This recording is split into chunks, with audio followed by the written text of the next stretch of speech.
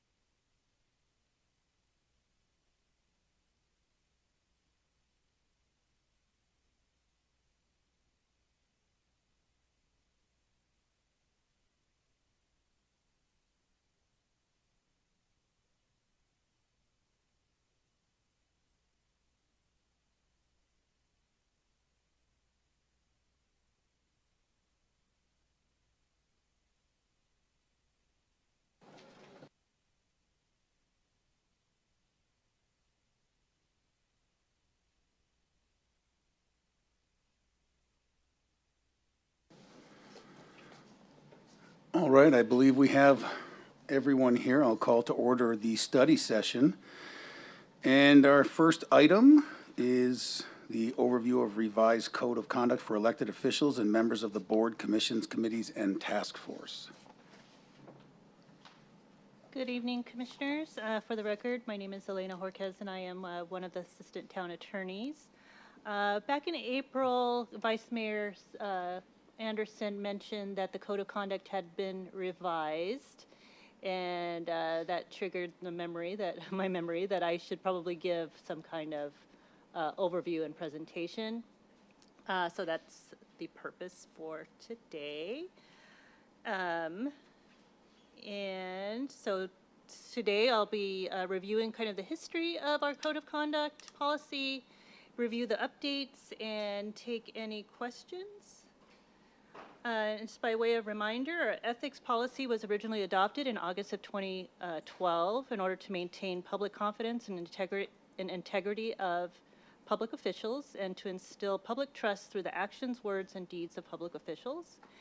And then, as you may recall, in June of 2023, the Ethics Handbook and Code of Conduct was officially adopted, and I gave a pretty extensive presentation at that time. Since then, the Code of Conduct has been revised, and that Ethics Handbook has since been repealed, and that's the focus of this discussion today. And just by way of reminder, ethical conduct, or our Code of Conduct, is traditionally, when it was adopted in 2023, took a three-prong approach, and I went over those three prongs with you last year. This, as mentioned before, the Ethics Handbook has since been repealed, and so now it's a two-prong approach. Whereas we had looked at the ethical requirements of the Ethics Handbook, state law, and Code of Conduct. Now we are, you are bound, your conduct is kind of bound by the various Arizona revised statutes, as well as the standalone document of Code of Conduct. Our complaint process investigation provisions were brought over from the Ethics Handbook, but that has since been repealed. And also, just by way of reminder, complaints alleging violations of state law will not be accepted or considered as part of that complaint process. And these types of complaints include conflicts of interest, open meeting laws, public records laws, disclosure of confidential information. Those types of complaints may be filed with either the Attorney General's office, law enforcement agency, or addressed through a private citizen lawsuit or a combination of these entities. And just by way of reminder, the purpose of our code of conduct is our common sense guidelines to assist the ability of public officials to perform their duties with the highest standards of personal ethics, integrity, fairness, and impartiality. And it applies to all council members as well as members of the boards and commissions. Here, I used the slide from last year just to kind of illustrate that many of the kind of prongs of code of conduct haven't changed, with the exception of the first one where last year it said general duties of elected officials and appointed public officials to the town and its residents. It's more general than that. It now reaches to general duties of elected and appointed public officials. And then the highlighted area of code of conduct complaints where many of the provisions from the ethics handbooks are now incorporated. The code of conduct complaint involves kind of 4 different prongs. It's the complaint process, the investigation prong, town council review, and then any subsequent penalties or sanctions. The biggest change is that complaints may only be filed by public officials or staff within 30 days of an alleged violation. This is a bigger change because previously complaints could be filed, ethical complaints could be filed by anyone within the community. However, if there are a number of if there are 1 or 2 complaints within 180 days, then those complaints are processed through an informal process where a mandatory in-person meeting is held with the recipient of that complaint with town leadership. However, if there are more than 2 complaints within 180 days, then it kicks off a more formal process where town council will review and consider whether to sustain the complaints, hire an outside investigator, make its own findings, dismiss the complaint, or take any other action on the complaints. And again, that's plural because this would only kick in if there were more than 2 complaints within 180 days. If there are less than 5 affirmative town council votes, then that would dismiss the complaint as well. And again, sorry, that's plural as in complaints. So if the town council opts to hire an outside investigator, then that would trigger the town attorney to hire an independent investigator to investigate any complaints. The investigator prepares a report, and then it's placed on the agenda, which town council may accept.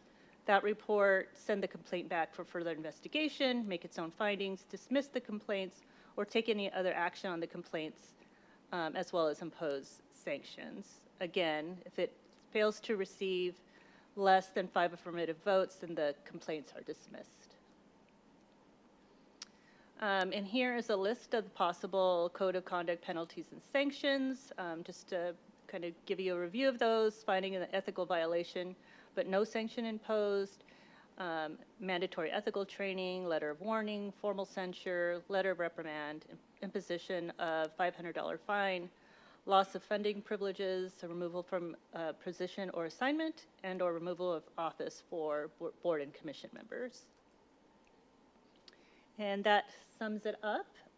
Just to recap, where last year we had your ethical conduct was kind of had to comport with 3 prongs. We're now down to 2, state law and our code of conduct, which now incorporates portions of the ethics handbook. And I'm available for questions. Okay, does anyone have any questions for Elena? No, everybody's very ethical. Thank you. Okay, moving right along to number 2, the overview of, now is that part of what you did, or no, is there a second part? Okay.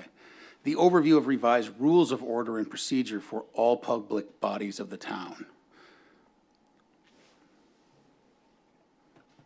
There we go. Good evening, Commissioners. I'm Cole Lyons, another Assistant Town Attorney here with the town. All right, so there we go. So,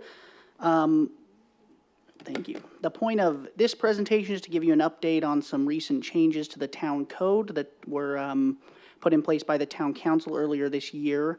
So in April of this year, the town council amended the code to incorporate some new rules of decorum for public meetings and some new rules of procedure for public meetings. So as opposed to the code of conduct that Elena just went over, these are, that kind of applied to public officials' conduct. The rules of decorum are meant to apply to the conduct of everyone involved in a public meeting. Thank you. So to begin, the new rules provide the chair and vice chair are charged with preserving order and decorum. Ways they can do this are to call for a recess or to cause the removal of a person for interruption or disruption for a violation of the rules of decorum. Now, disruption is also defined further in these rules. So as it says there, it's an interruption or interference with the ability of a speaker or the public body to be heard or the orderly conduct of the business of the meeting. So once it rises to that level, that is where the chair or the vice chair are authorized to act to preserve decorum. So some of the specific rules that were included were these types of prohibited conduct, so signs, banners, placards, etc., that are held above shoulder height or otherwise obstructing the view of someone. Those are prohibited during all public meetings of the town. Cheering, shouting, clapping, stamping of feet, whistling, booing, loud or boisterous speech or behavior, waving of arms, or the use of profanity or obscenity, if that conduct actually disrupts a meeting, is also prohibited. True threats are also prohibited. That's another one of those defined legal terms that has to be a threat that rises to the level that the speaker intends to commit violence or an unlawful act against someone else. The final listed prohibited conduct is speakers campaigning or advocating for or against candidates for office or ballot issues or otherwise attempting to influence the outcomes of elections. So that wraps up the rules of decorum. Those are the new rules of decorum that are in place. They come under that previous section. Then with that as well, the town council also updated the rules of procedure, and they're found in that code section right there. To hopefully, there is a motion handout up there with each one of you on the dais. If not, it was also included in the packet submitted with this, but that's something that I think we're working on getting incorporated into all the meetings. To begin with these rules of procedure, there is a hierarchy that just because of how the law works, that there's going to be things regulated by state law, such as conflicts of interest. Then there's going to be things regulated by the town code. And then there's these rules of procedure for public meetings. So to the extent that these conflict with either of the two above, the state law or the town code, then those will apply and these will not apply. So the general rule with these rules of procedure is that if a motion is plainly made, a second to that motion is placed on the record if a second is needed, and the voting participants understand the effect of the vote and the majority support the outcome, then it will stand on its own even if it doesn't comply exactly with how these rules of procedure set out that it should apply. To give some history, what was previously governing public meetings were the Roberts Rules of Order for Parliamentary Procedure. And those were very extensive rules that the majority of which did not really apply to bodies of this size. So for now on, these new rules of procedures are much simpler. So to begin, we have the primary motions, is how the code sets it out now. So a main motion, which is kind of the most generic motion, is going to be made of I move to do this. This is how it's, I move to accept this, I move to approve this. As you can see, hopefully when that handout gets up there, it'll show that if it needs a second, these types of motions do require a second. If it's debatable and if it's amendable, And then, of course, what type of vote is needed. Generally, it's going to be a majority vote. There are only a few circumstances where the law requires a different number, a supermajority or something like that. With motions to amend, they can only be made one time, so we can't have multiple motions to amend on a motion. And the way that works is if a motion is made and then someone else makes a motion to amend that motion to amend must then be dealt with before you can go back to the original motion. So the vote would then be on the motion to amend. If that fails, then the original motion is voted on. If it passes, then the amended motion would then be brought before and discussed. So then the next type of motions are these item-specific motions when you're discussing a specific thing on the agenda. So the things you could do with that item are you can continue it. If you continue an item, then it must be to an exact date when the item will be brought back. So you have to specify what meeting, what day. If you table an item, then it will suspend further consideration. So you don't have to have an exact date for that. You just say, as it says, I move to table it. You would need a second, debatable, and it's not amendable. So the other item-specific motion is one to end debate. So if there is debate amongst the commissioners and someone would like to end that debate, they can move to end the debate, at which point you'll notice that that motion is also debatable, but that debate would need to be restricted to the motion to end debate, not the underlying motion, until that motion is dealt with. So if that's not confusing enough, we can move right along. The next type of motions are procedural motions. So the first one there, suspend the rules. This is mostly used as, I move to suspend the rules and consider an item out of order on the agenda. Something like that. It does require a 3/4 vote. There are restrictions for this type of motion in this context because if it's in the town code or if it's in state law, you cannot suspend that rule because that rule is obviously trumps these rules. So the other two on this are point of order, point of privilege. Those are then ruled upon by the chair to address meeting concerns, noise concerns, if there's an objection to whether or not someone is following these rules of procedure. If someone disagrees with that ruling by the chair, they can then appeal that ruling, which then would require a majority vote to overrule the ruling of the chair. Now, this is perhaps one of the more important ones, in my opinion, the closing motion. The motion to adjourn. Perhaps of note on this is that no second is needed for this motion. So once the motion is made, it can be immediately voted upon, and that could be done by a voice vote. So any one of you could move to adjourn the meeting, at which point the chair could call for a vote. It's voted on, and then the meeting is adjourned. It is debatable, so if someone doesn't want to adjourn, there could be discussion about that before the vote. The last type of motions are the miscellaneous motions. One is to reconsider an item. So a member, this has some additional restrictions. You have to have voted on the prevailing side, and that motion has to be made at the same meeting or the next regularly scheduled meeting. So those are kind of some additional nuances with that one.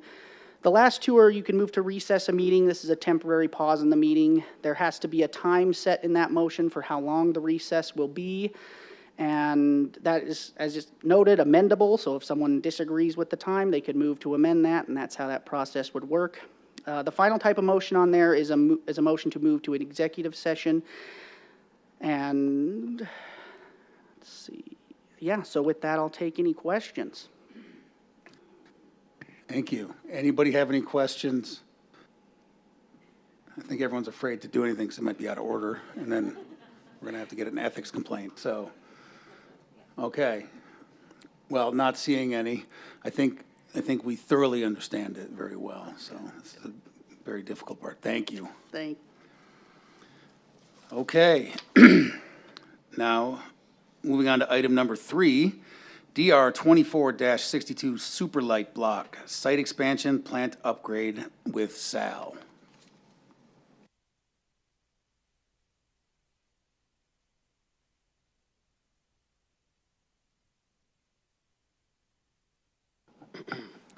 Good evening, Commissioners.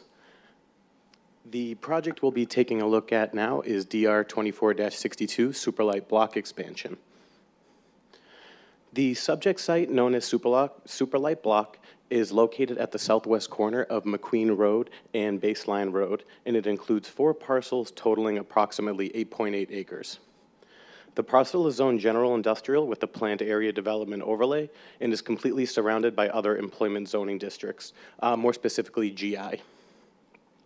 Before looking at the plans, I also wanted to take a little dive into the history with the site, just because it is a little bit different than other things we've seen in the town. So Superlight was annexed into the town of Gilbert in 1975 with an active manufacturing facility. In 1999, an amendment was submitted to the town to add a second manufacturing facility. So at that time in '99, there were 2 facilities. This current application is to replace the out-of-date equipment that was a part of the site when it was initially annexed back in 1975. So there will still be 2 manufacturing plants on the site. This one will just be a replacement for the original. So as we move over to the site plan, the current proposal consists of the removal of the outdated equipment and replacing it with modern and efficient equipment. The most noticeable changes to the site plan is going to be the 23,300 square foot production building located to the south and is situated in an east-west orientation. The other change you will see to the site is the employee amenity area, or a new break room located along the western property line, which will be roughly 1,600 square feet. With the removal of the equipment in previous structures, there was roughly 16,800 square feet, so there'll be an additional 8,000 square feet on site. Because of this additional square footage, new parking would need to be located on the site, so that will be located in the northeast corner there, which is just to the southwest of the already existing parking. 9 new spaces were added to equal 25 spaces, and 25 spaces are needed for the site, so they are meeting that parking requirement. As for access, there is none along Baseline Road. It is completely screened by an 8-foot block wall, and the 2 access points are actually located along McQueen, and they are fully gated. Because this is a completely gated industrial yard, landscaping isn't required on site, and there isn't any current landscaping there. When we move over to the colors and materials board, I wanted to bring these up prior to the elevations just so you could see the assortment of colors and materials they are proposing, even though it is a general industrial site. It's mostly compiled of ground face CMU, metal side paneling, and standing seam metal for the roofing. The structure you see here is the proposed break room and employee amenity area. Like I said, this will be located along the western property line and will be roughly 13 feet to the midpoint of the roof, which is designed in a gable roof fashion. They will also be including integral color ground face CMU for the main facade material, which will be colored Mission White and Palo Verde, and it will be accented by the metal wall siding panels, which will be colored almond along those east and west elevations. Along with those, the break room will also include storefront windows along the northeast and south elevations just to provide extra transparency and natural lighting for those employees on break. As we move over to the proposed production building, you can see that it's roughly 32 feet 10 inches tall to the top of the roof line, and the main exterior the main exterior wall material will be constructed of metal wall siding and the standing seam metal roof, which will be painted fern green. Within this production building, there will be another piece, which is a curing room, where blocks will be sent to harden and get their strength for future development, and that will be on the western portion of that production building, utilizing the same architecture and design. And just to the north of this, you can see the new production equipment itself. That will be roughly, I believe, 75 feet, or I'm sorry, 58 feet, 6 inches to the top of the proposed equipment, and it's painted sky blue to try and mitigate some of those visibility issues, and also to align with the previously adopted ordinance, which required equipment to be painted such color. Here we just have another look at the elevations from the north and west side, just so you can see the differences in the height between structure and production equipment, as well as some of those colors and materials. And today we are just checking for some general feedback from the Planning Commission, as well as the ability to submit CDs at risk from the applicant side. And with that, I can open up the floor to any questions. All right, thank you, Sal. Are there any questions for Sal on the super light?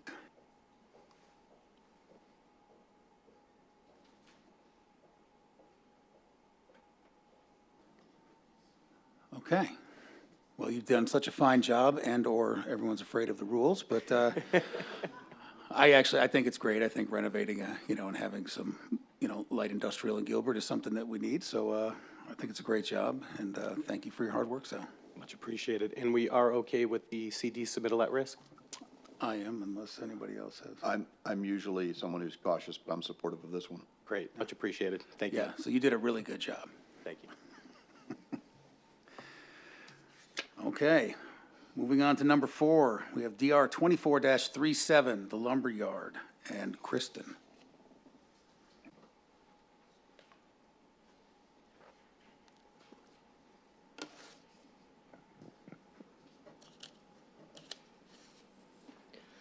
Right. Good evening, Commission. The case I have for discussion tonight is going to be for the design review for the Lumberyard project.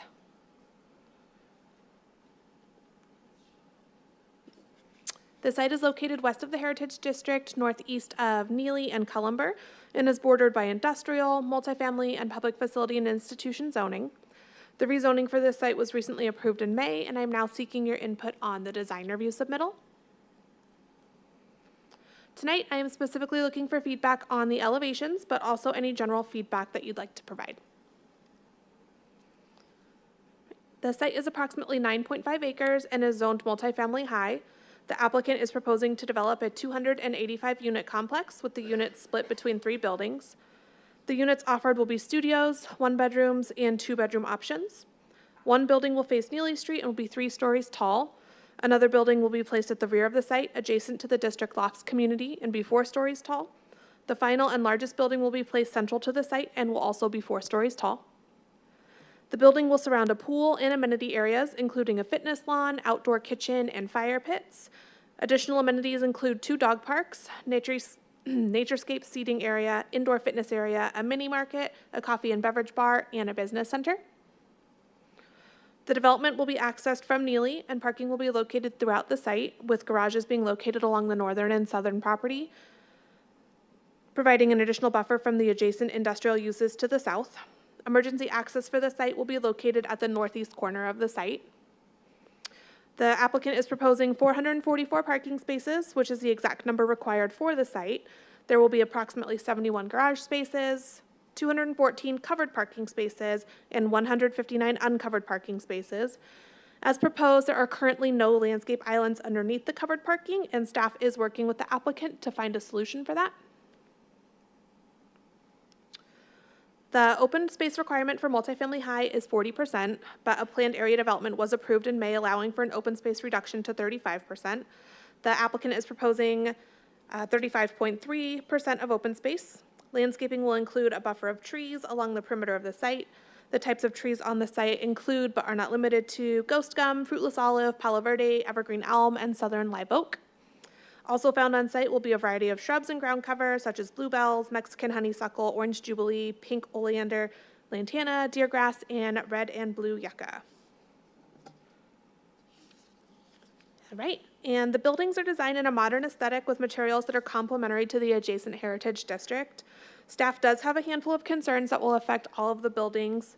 These concerns have already been discussed with the applicant, and they were received positively for the most part. As a summary of those concerns, the first one was the inclusion of exposed downspouts. Those will need to be internalized. Another concern regards the flat nature of the roof line. Staff has requested some variation in the roof line heights, but this is one comment that the applicant has expressed concern accommodating just because of the modern aesthetic of the roof line. They want to keep the flat nature of it. So we ask that if you have any specific feedback or suggestions on how to proceed with the roof line concerns, to please provide that this evening. The next general concern we have is about the balconies. As proposed, they look like an afterthought, and we've requested that they be incorporated into the building design in a more thoughtful manner. The balconies will also need to be covered as required by the Land Development Code. Staff has suggested that perhaps some of them can be recessed into the building to assist with covering them and also providing some additional dimension to the buildings. And the last concern we have is about the continuity of the materials, which I will touch on over the next few slides. All right, seen here are the elevations for Building A. This is the building closest to Neely Street. The top picture faces Neely, and the bottom is the east elevation facing internal to the site. The right shows what the ends of the building will look like. Overall, we are pleased with this building, but it is primarily one color of brick with some vertical fiber cement panel accents, and it's appearing a bit monotonous. We've suggested that perhaps adding a different color brick or an alternative material into the recessed areas on the west and end cap elevations might help to break up the large brick presence. You can see a couple of the areas I'm referencing pointed out with the red arrows on the screen. And then as you move further into the site, use of the more decorative materials such as brick decreases and is replaced with stucco and a larger use of fiber cement panels in both vertical and horizontal positioning. The slide shows Building B, the largest building central to the site. The top image is the south elevation facing existing industrial users, and the bottom building is the north elevation facing the future 10-acre retention basin. All right, and these images here show a closer look at the northwestern section of the building.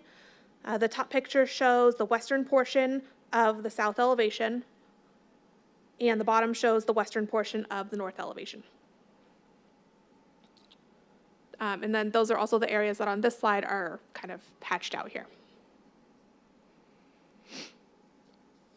All right, this slide here shows the east and west elevations as well as the north elevation that faces the pool and amenity area. You can see here that the north elevation is primarily stucco with the exception of the ground floor. Staff has requested that the quality of the elevations be consistent and not to remove materials just because they face internal to the site.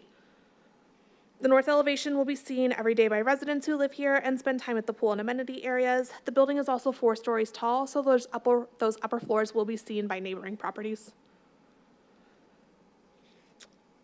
This slide shows Building C. It is the rearmost building adjacent to the District Lofts community. The use of brick has been eliminated almost completely on this building, and we have requested that additional colors and materials be added to the building so that it is the same character level as the other buildings in the community.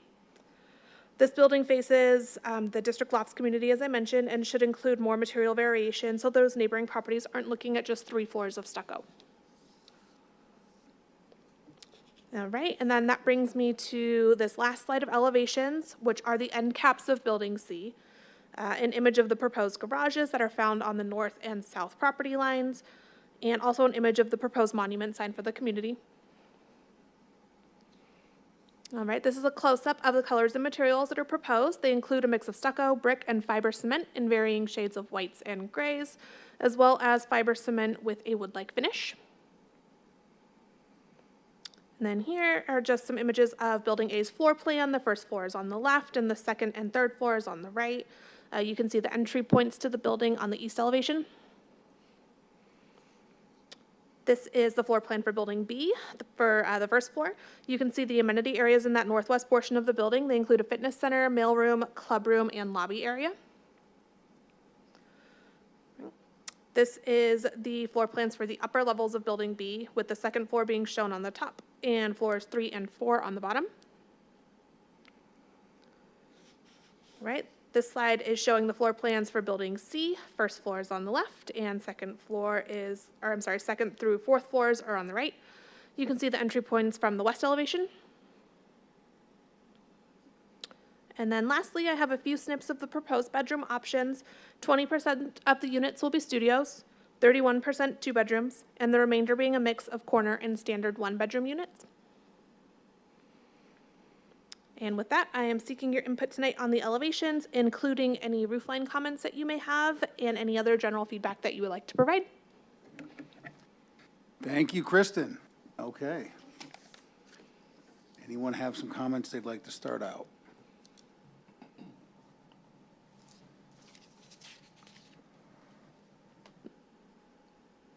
Don't be shy. Commissioner Come on. Davis.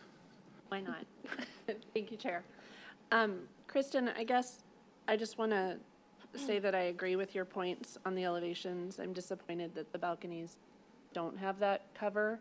I think for the quality we're looking for here, we'd be looking for that kind of quality of life features that create nice spaces for people, especially when they do have reduced open space here. These are their, additional open space areas. So I think that's an important element. I agree on the roof line, the materials, those end caps. I do agree those need to be a lot nicer.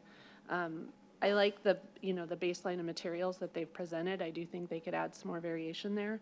I also noticed the building downspouts. We don't usually see that on multifamily projects. If they could look at internalizing those or at least putting them in places where they're not going to be very visible, maybe on interior courtyards or something. But again, I agree, people are living throughout this and we want it to be a good quality development for the people that live there as well as the people who are just seeing it from the outside. So that's where I stand on that, I guess. So no questions, just comments. So Thank you. Thank you, Commissioner Davis. Anyone else? Yeah, Commissioner Everett. Excuse me, on the south and the west facing elevations, I feel like there needs to be some light mitigation for windows and things like that. I mean, she already talked about covering for the balconies and things like that, but I think at least some overhangs just over the windows just to reduce the amount of light that's coming in and the heat gain that can come from that as well.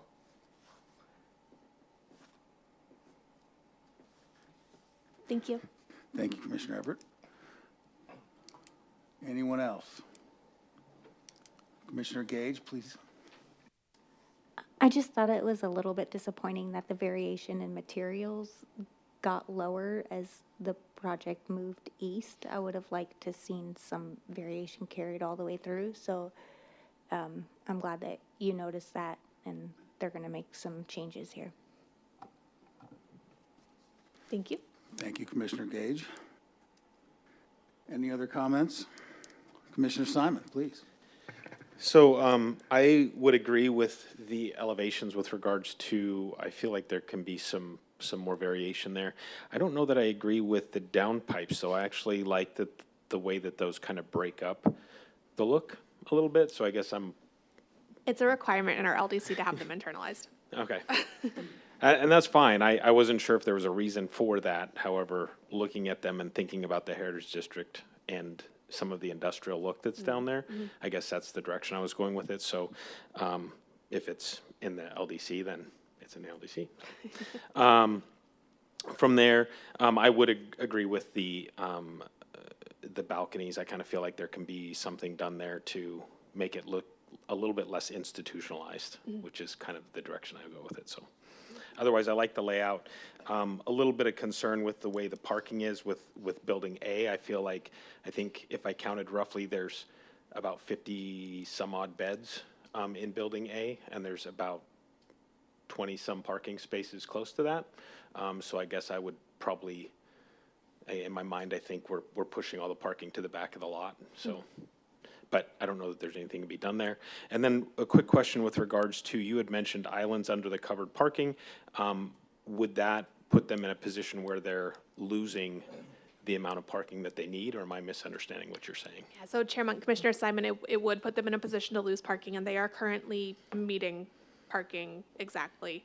They are meeting their landscape island requirement on the uncovered spaces, but not under the covered, because we were treating it originally as a structure, but historically we have required them under the canopies, so we're discussing and trying to come to a solution to that. Okay.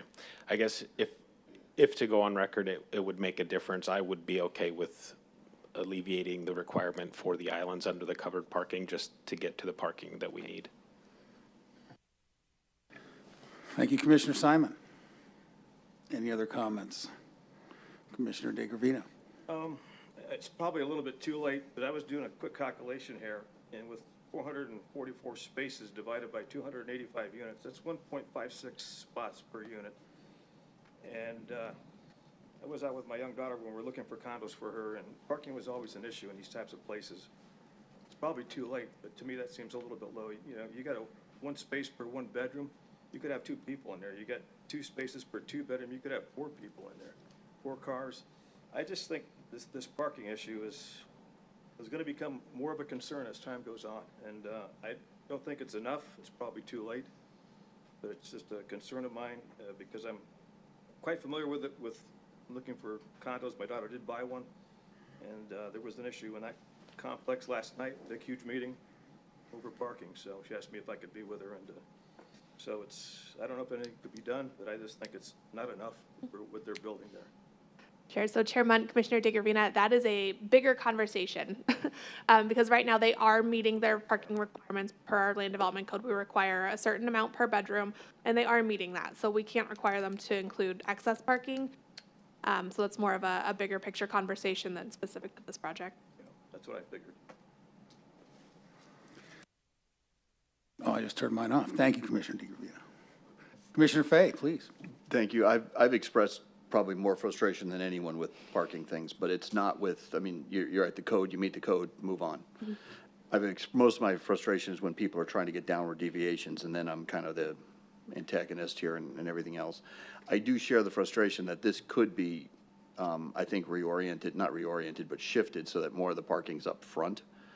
I think people are going to fill in that up front, which, all right, then you drive around to the back, except if you're in that front building, it's going to be a pain. But I don't know if it quite rises to the level of we need to protect future council from all the citizens who are going to be complaining and forming the Facebook group protesting and calling the tow trucks and all that kind of nonsense. But other than that, in terms of the numbers, I'm fine with it. It's what code says. So if you designed a code, I don't usually like it, but you could do that. And as far as I can tell, nothing has changed from the last time this came forward, right? No, so Chairman, Commissioner Fay, the last time was for a rezoning, so Right, but- the development plan was fairly locked in with that rezoning. There's a little bit of wiggle room, but not much, so I don't know that we would be able to change the parking, or if that would put it out of conformance. We'd have to look into that route if that's. Numbers, it would put it out of conformance, right? As soon as you lose pretty much anything. In terms of where they are, I think you could probably move stuff around. But yeah, okay, this is not different than what we saw before. We were deciding something different, I get that, but what we're looking at hasn't changed, has it? Correct. Okay. Thank you, Commissioner Fay. Okay. Well, I think we've heard a consensus. Kristen, I agree, you know, the one thing that, for me, the roof line, I guess I'm not an architect, I'm an engineer, so to me, I'm like, that roof line looks fine. Like Jan, I actually like the downspouts, but I didn't want to admit it because it's in the LDC code. I think that the material continuity would be the big one, and then secondly, like parking is a huge issue, and if push comes to shove, I would not be in favor of losing parking to put in islands.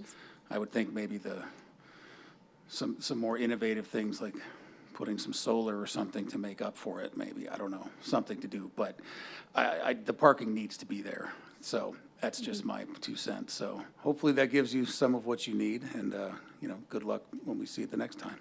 Can I just ask one follow-up question? Yeah, please Are do. we all in consensus about the roof line being acceptable as is?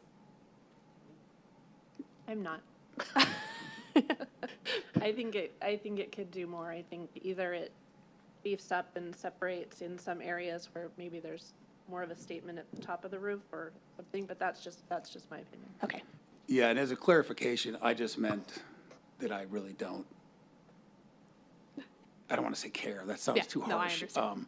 But I think, if there's something that can be done, I think that it's worth working out, put it that way. Great, thank you very much. Thank you. Okay, and with that, we'll move to number 5, Z24-01, SEC of Val Vista and Elliott. And we'll bring back up Sal.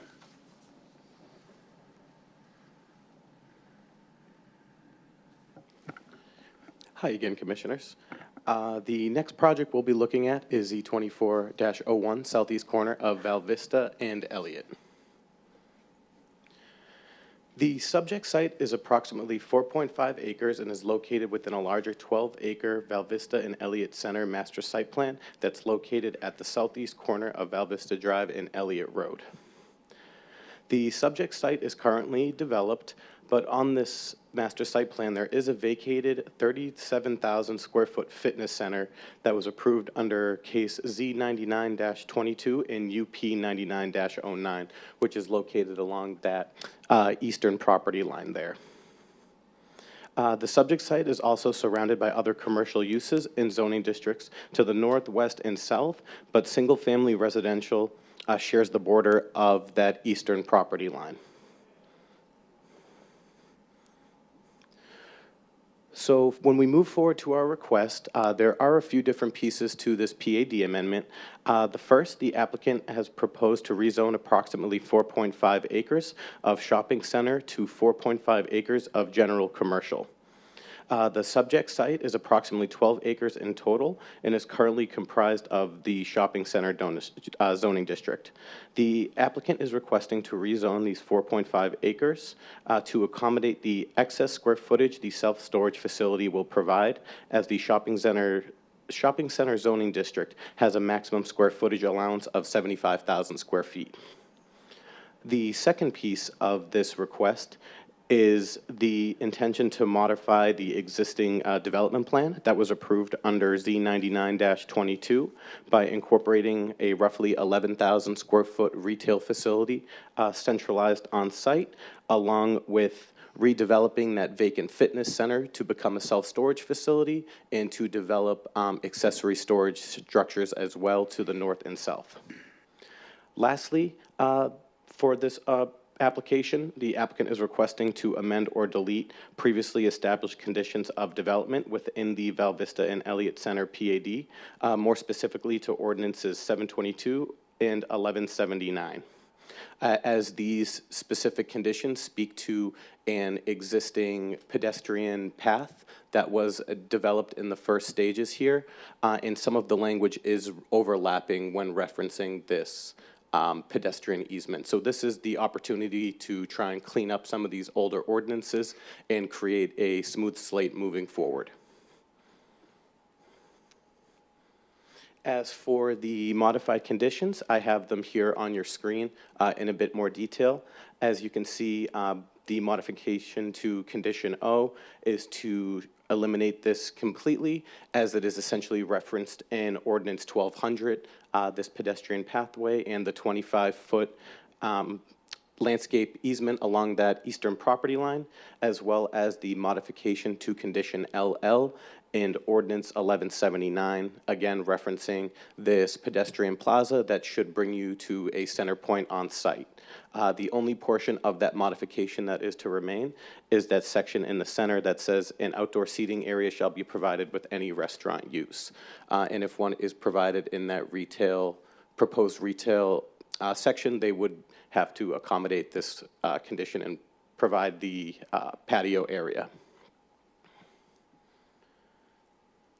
Here we have the development plan, which will include those 4 new accessory buildings, 2 to the north, 2 to the south.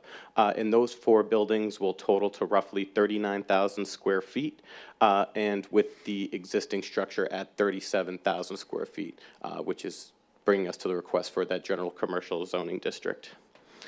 Just to the east there, you can see that future retail lot centralized on site.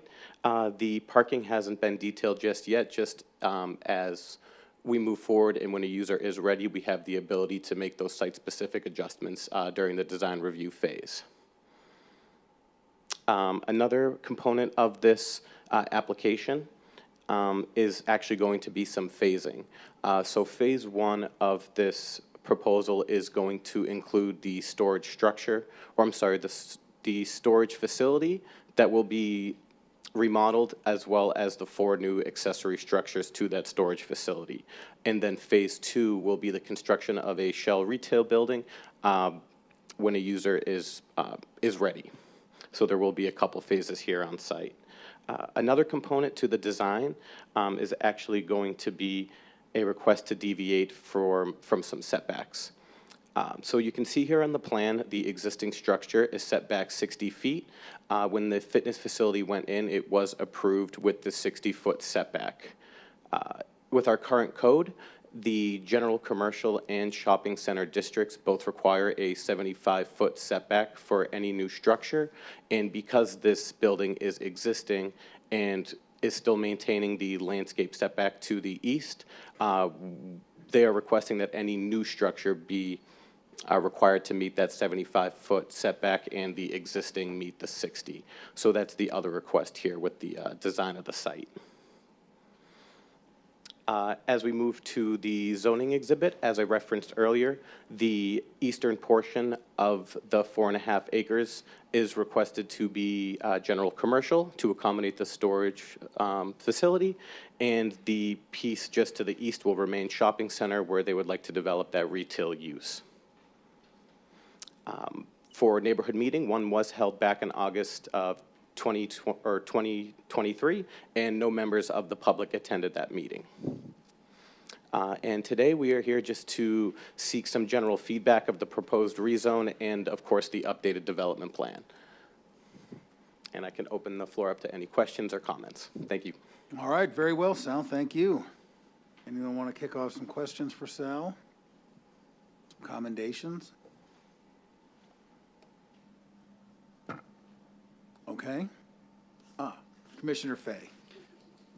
I don't understand why what they're proposing is inconsistent with maintaining some type of pedestrian access or cross connectivity. It seems to me that that's something that could still be maintained, and if we don't require it early on, it'll never, it's kind of like light rail, something, it's impossible or difficult to put in later. So it seems to, it seems to me this is the kind of situation where we should be saying, no, you're going to have to maintain that pedestrian access, cross connectivity. We're open to modifying it if it, if you're philosophically doing something, but it sounds like it's being eliminated, and I'm not sure why this needs to have it eliminated. Can you talk about that a little bit more? Chairman, Commissioner Fay. So the intention is not to eliminate this pedestrian access to the center of the site. It's more or less to clean up some of the old language in previous ordinances. So in Ordinance 1200, there is language requiring a pedestrian access easement be maintained on site that brings you to a centralized location with a 25-foot landscape setback. That language is remaining. The language that is proposed to be removed is in the older ordinances that basically repeat that language. So this is our opportunity to eliminate some of the language that's being repeated in a sense to create a clear ordinance for the future. But the pedestrian access is to be maintained in the northeast corner and then bring you to a central point on site. And we can actually see that on the development plan here. So nothing's being eliminated, not the cross access, not the through? Okay. I guess I read that differently then. If you're telling me that it's really just grammar that's being fixed and not that anything is substantively changing, that really this would have met the old intent too? And Chairman, if that's the case, Commissioner I'm okay Fay. with it. That's correct. This is more or less cleanup purposes. I believe there are 6 or 7 ordinances on site existing that some of the language hasn't been amended nor removed when new language was crafted. So the intention is still to keep this pedestrian access and will still be present in the updated language. Okay then, never mind then. I'm sorry I ran off down a rabbit hole there. It's always a pleasure, Commissioner Fay. Anyone else? No? Oh, I thought I saw. Okay, well, one question I have is there's the ancillary buildings on either side. Are those also storage then? Chairman, yes, those are anticipated to be accessory storage units, I'm assuming. From our discussions, it seems that they are just going to be, create more of an opportunity for storage on site. Okay. All right, well, I think, I think it looks good. I think it's a great redevelopment. You know, it's something we need in some of these sites where, you know, you have some abandoned buildings, so. You got everything you need then? Everything I need, appreciate All right. it. Thank you. Sal. Okay, that then brings us up to item number 6, which is the discussion of the regular meeting agenda. Now, my compadre, Vice Chair Bianchi, is not here today, but I believe that the only thing that we had that is on consent, number 12 is going to be pulled from consent I heard that there is some public input. Does anyone else have any others here on the dais from item number 10, 11, or 13, which you think should be removed or any reason to be removed from consent? Chairman, item 12 and 13 are a pair. Oh, 13's a pair, okay. Oh, yeah, same name, of course, okay. Okay, then, anyone, item 10 or 11? Okay. Well, then it's easier to leave it on than to vote twice, Jan. And then from items 14 through 18, I believe that they'll all stay unless there's any that we think we could move to consent. Eva, do you know? Chairman, if there aren't any questions or anybody here to speak, the text amendments 17 and 18 could probably be moved to consent. Okay. Yeah, well, okay, we have a member of the public who wants to speak on 17 or 18. Okay. Very well. Okay, then those will all remain. Okay, so the only thing we'll do is pull 12 and 13 off consent, and then the rest will be on the same meeting. Chairman, what, do we have comment cards already on the other ones? Because 14 and 16, to me, looked fairly straightforward, particularly 16. Eva, is there any reason on 14 or 16, or is there anyone in the public here to speak on 14 or 16? Okay. Is it 14, sir? 16? Okay. Wow, okay. Anyone on 14? Okay, well, I'll ask again when we start the regular meeting, but if nobody does show up, we then could entertain moving the monopole over to consent.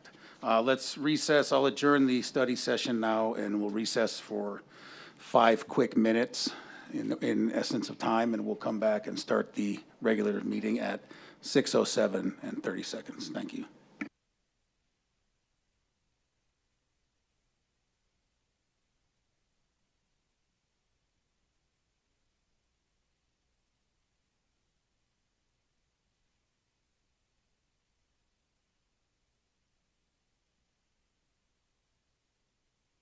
And just a note for anyone in the public that wants to speak, there's yellow comment cards in the back. Please fill out the item number you wish to speak on and your name, and bring it up to the front, please. Thank you.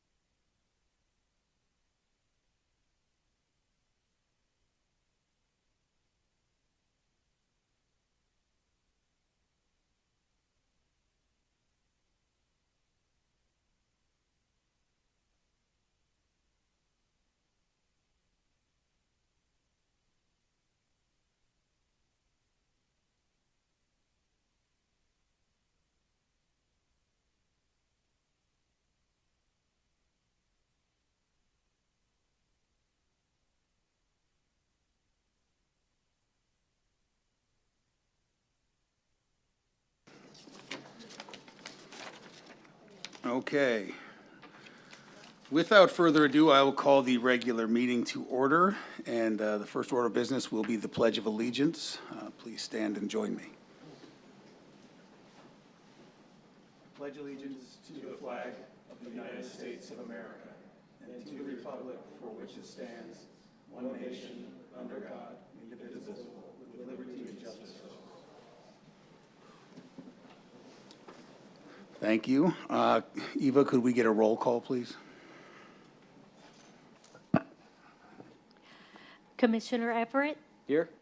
Commissioner DeGravina. Present. Commissioner Simon, Present? Commissioner Gage, Present. Commissioner Fay, Present. Commissioner Davis, Here. Commissioner Anderson, Vice Chairman Bianchi, Chairman Munn. Here. We have a quorum. Thank you, Eva. Okay, now we'll move into the approval of the agenda, and we had a slight discussion. It was somewhat convoluted, I suppose, but number 12 is going to be pulled from the consent calendar, as well as number 13. And once again, I'll see, is there anyone in the public here seeking to speak on number 14? No, okay. So I think we can move 14 to consent, making consent then number 10, 11, and 14. And did we have somebody here to speak on 18 or just 18, but not 17? I think, yeah, I Or did do not we- have 17. Is Are there we- anyone that wanted to speak on number 17? I do not have a comment card. Okay, so we can move 17 as well. So 10, 11, and 14, and 17. I will entertain a motion, Chair, I will attempt at a motion if I may. please. I'll make a motion to approve the agenda with the consent agenda consisting of items 10 and 11, moving items 12 and 13 to the non-consent, and bumping items 14 and 17 to the consent. So just to recap, we've got consent is 10, 11, 14, 17. Non-consent is 12, 13, 15, 14, excuse me. Let me start over. 12, 13, 15, 16, and 18. Okay, do I have a second? I'll second that. All right, please vote.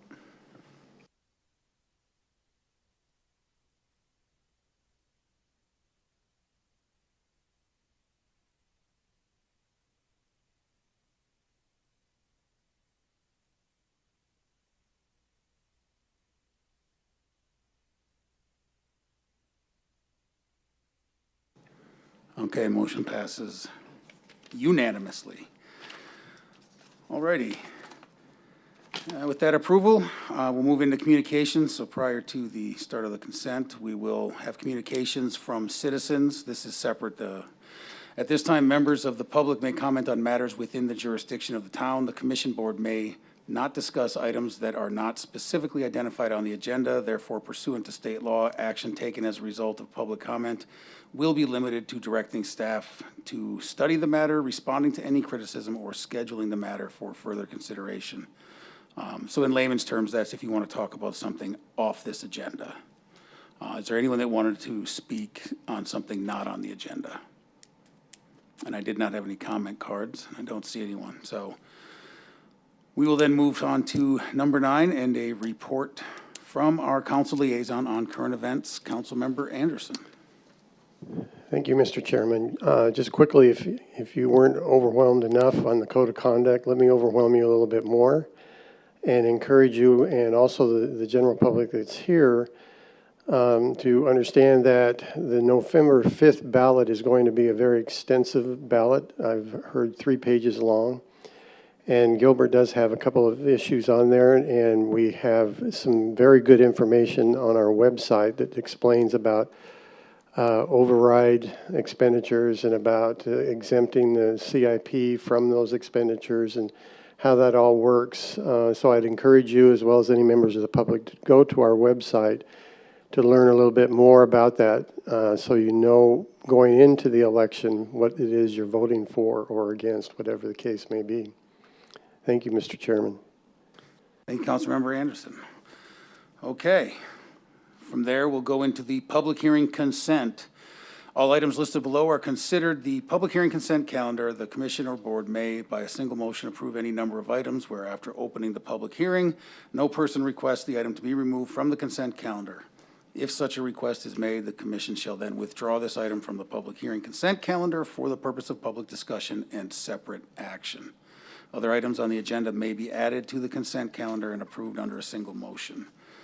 So with that, we currently have on this consent, item 10, UP 23-44 Heritage North ground floor residential, 11 UP 23-45 Heritage North Hotel, both of which are being continued to July 10th meeting this year. And then also item number 14, the UP 24-06 T-Mobile Monopole, Winco Foods, and 17 Z24-03 LDC text amendment. So could I get a motion on the consent agenda? Chair, I'll make a motion to approve the consent agenda. We have a motion by Commissioner Simon. Do I have a second? We have a second by Commissioner DeGravina. Please vote.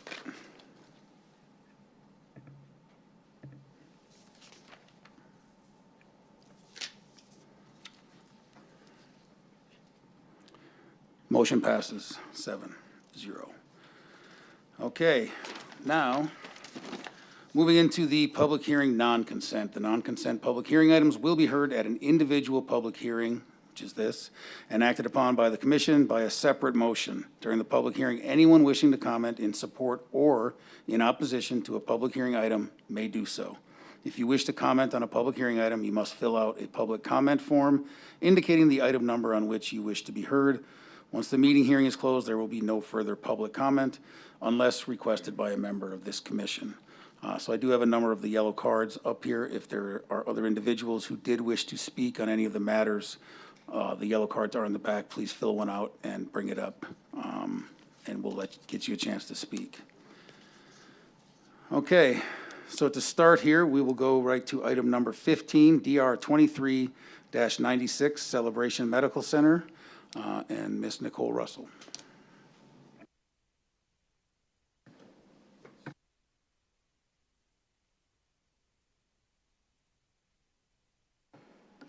Thank you, Chair, members of the Commission. Nicole Russell, Senior Planner. Application DR 2396 for Celebration Medical Center is located on the parcel shown outlined in red. The current zoning is general office.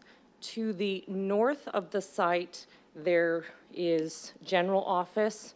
To the east of the site, there is general office. And to the south, there's a mixture of general office, single family, 43, and to the north, there's also PF&I, the Public Facilities and Institutional District, that is on the opposite side of Mercy Road. The request is for the site plan, landscape, grading and drainage, elevations, floor plans, lighting, colors and materials for approximately 5.3 acres generally located at the Mercy Road and Pecos Road. The property is zoned general office as previously stated with a planned area overlay. The application has a companion application that is a use, forgive me, I skipped something. So the application is for the request of a I need to take a breath, forgive me.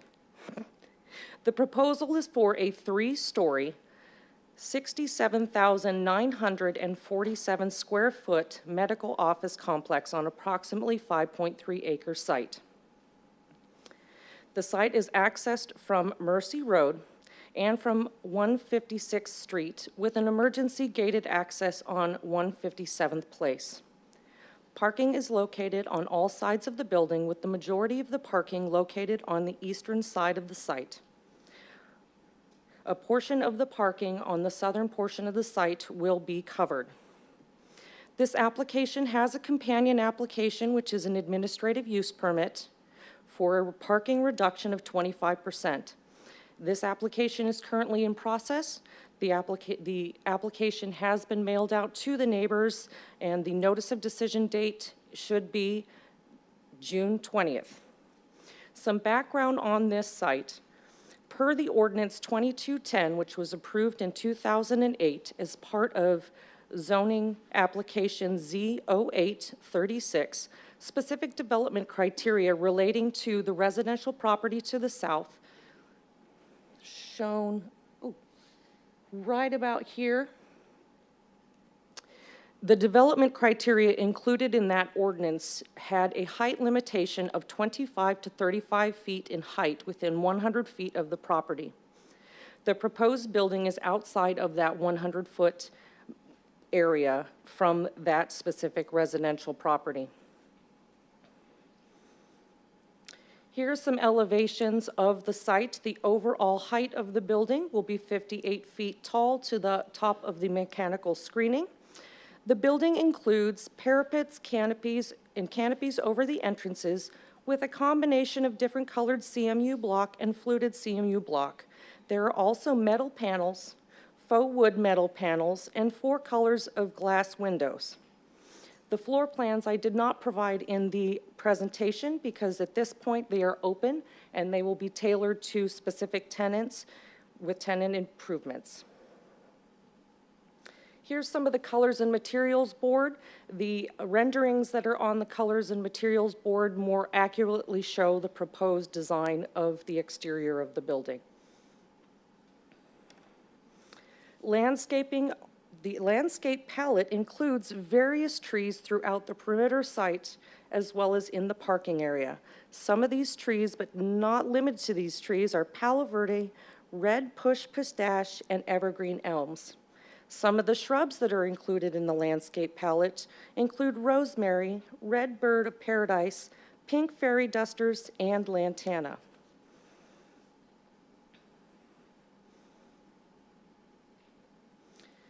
Should the commission find that this is an appropriate design for the facility, staff requests to approve the findings of fact and approve DR 2396, Celebration Medical. Site plan, landscape, grading and drainage, elevations, floor plans, lighting, colors and material for approximately 5.3 acres, sorry, there's a typo on the slide, and located at the intersection close to Mercy Road and Pecos Road. This concludes my presentation, and I'm happy to answer any questions. Thank you, Nicole. Anyone have questions?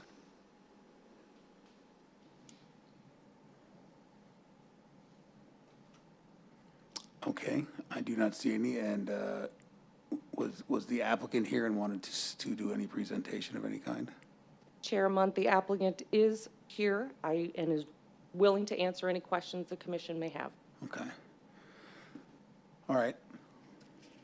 I will then move to, we'll go and do the public comment, and then if we have any other questions, we can bring that up then. Okay, so I have 2 comment cards. One is from Sophia Faison Cassels, and she is opposed to the item and does not wish to speak. And the other is John Cassels, is opposed to the item and does wish to speak. Mr. Cassell, please come up to the podium here. There's a little button on the base of the microphone you'll hit and it'll go red, and you have 3 minutes, sir. Thank you. Yeah, my name's John Castles, the current owner of 2086 East Wyatt Way, which was identified in the presentation as the residence. I'm just very concerned about this project. There's been the Abington facility that was built, as well as the Evo Swim School. We only have access through 157th, and that seems to get congested when there's any construction, so we have delays. We have noise issues. I have a pool. I mean, there's lots of costs that are involved with us as the residents. I understand the economic, benefits that this will bring to the area, but I do have concerns about the lighting. There's, safety, the parking lots, what the ingress, egress, people coming in and out of the buildings all day. As my family, it's a concern to us. I mean, I have young kids. What's going to happen to them? How are they going to protect us as the residents? I'm very concerned about that because already we're seeing with the Evo Swim School being there, there's a tremendous amount of traffic that has been coming in on that private street, people turning around. So even though that they have it as an emergency section, we only have access to 157. So anytime that they do construction there, they block that, we don't have a way in or a way out of our residence. Okay. So it's concerning to us, I mean, we bought the house with the expectation that, we had some land, we had some privacy, and especially with the 3-story building going in behind us, now we lost that. So what's the economic impact to me? So those are my questions, and I'd like to see somebody address it. Nobody's come and talked to me. We just got a notice in the mail. Thank you. Thank you, Mr. Castles. Okay. Would the applicant like to speak and discuss any of that, or? Yeah, please come up. Yeah.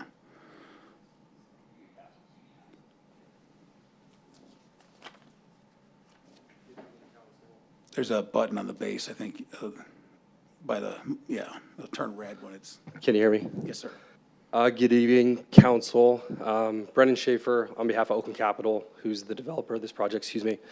Appreciate the concern and would love to talk to Mr. Castles further after this. One thing that we did want to be very clear, and I think he did a good job, and Nicole did a great job in explaining this as well. 157th Street, we are not improving. It is not a main access point. It is emergency access only.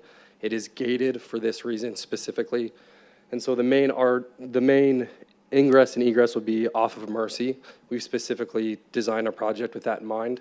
Would love to continue to have conversations to figure out a way where we can, address those further concerns, but this was a part of our design intent from the beginning. So that's all I have to say. Okay, thank you. Well, now I do have questions.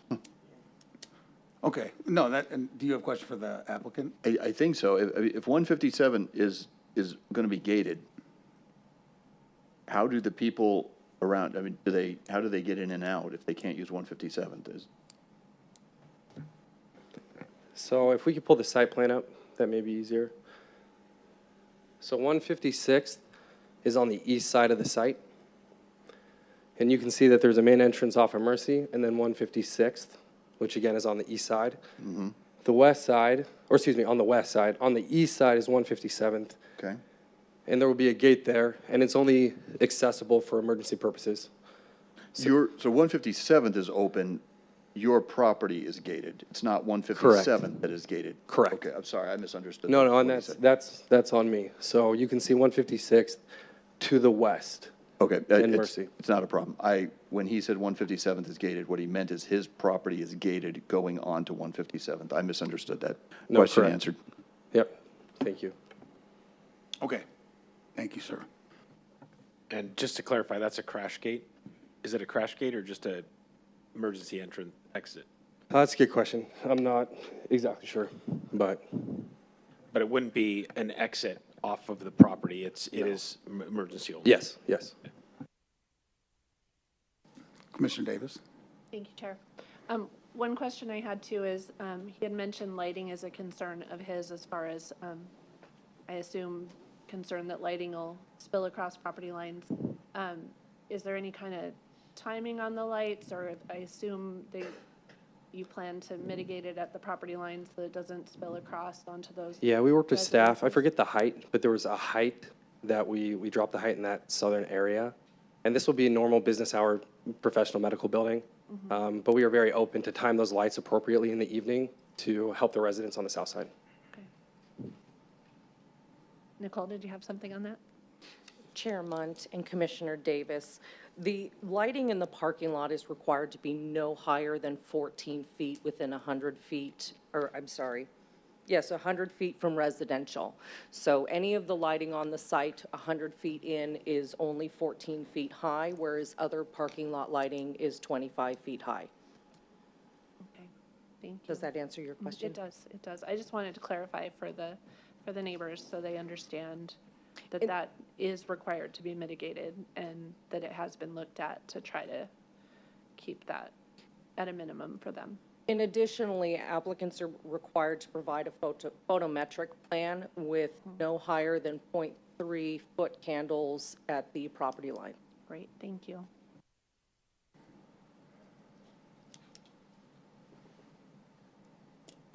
Okay, anyone else have any questions?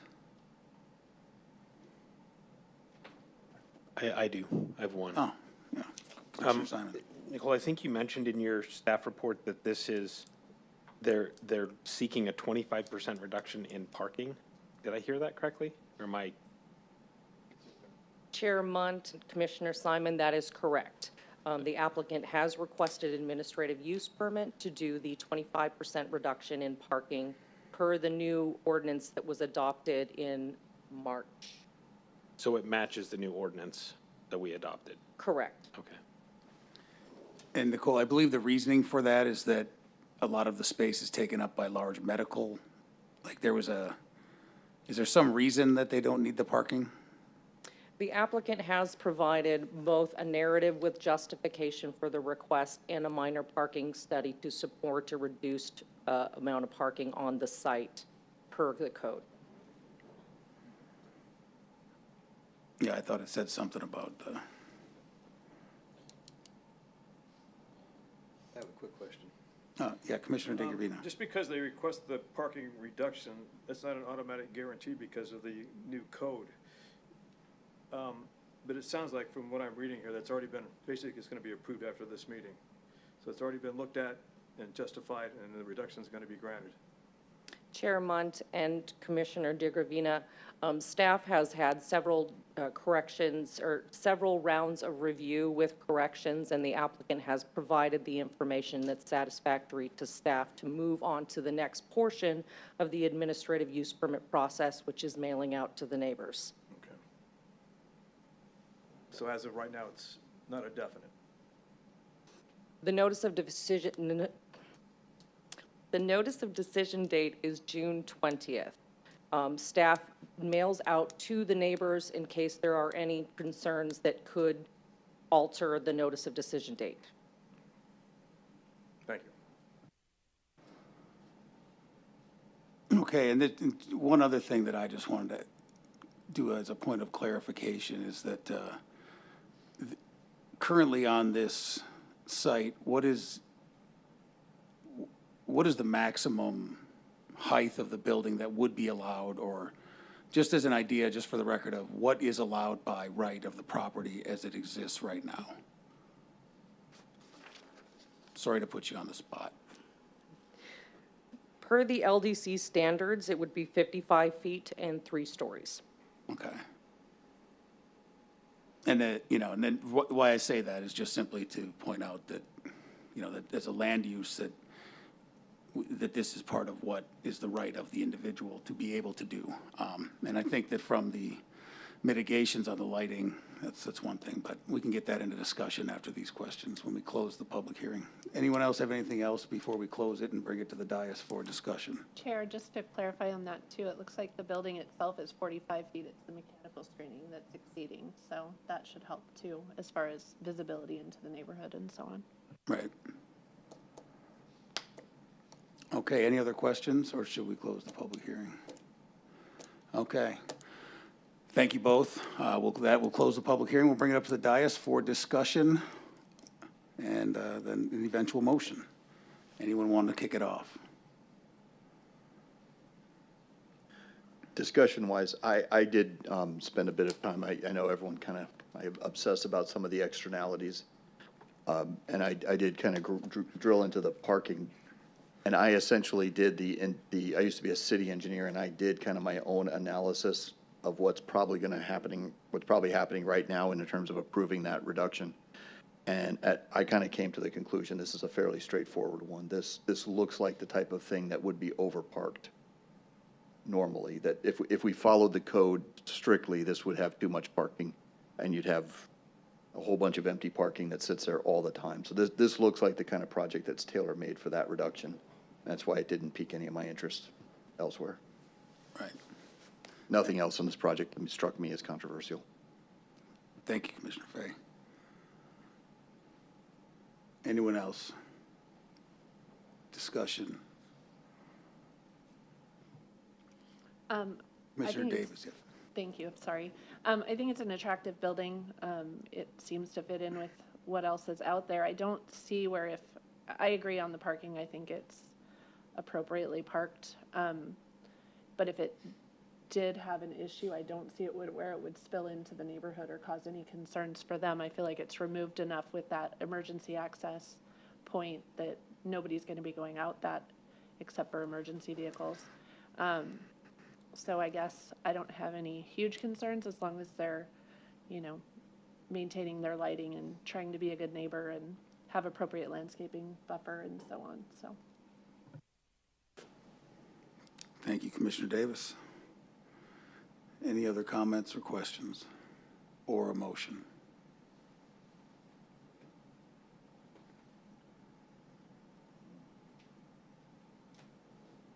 Chair. Yeah, Commissioner Simon. Just really quick, I appreciate the community engagement on this and the comments. Looking at this, it looks like the lighting from a lighting perspective will have been mitigated from the shorter towers as well as the lower lampage, it looks like, in that area. There's a 30-foot buffer from the parking to what appears to be the property line there. And then we've got probably another 100 and some odd feet to the building itself. I like the building. I think it's a good look. I think they've done a good job of making it attractive. And I think the layout is good with that. I would make a motion to approve the findings of fact of DR 23-96 Celebration Medical Center and approve. Okay, we have a motion. Is there a second? Second by Commissioner DeGravina. Any discussion? Okay, otherwise then please vote.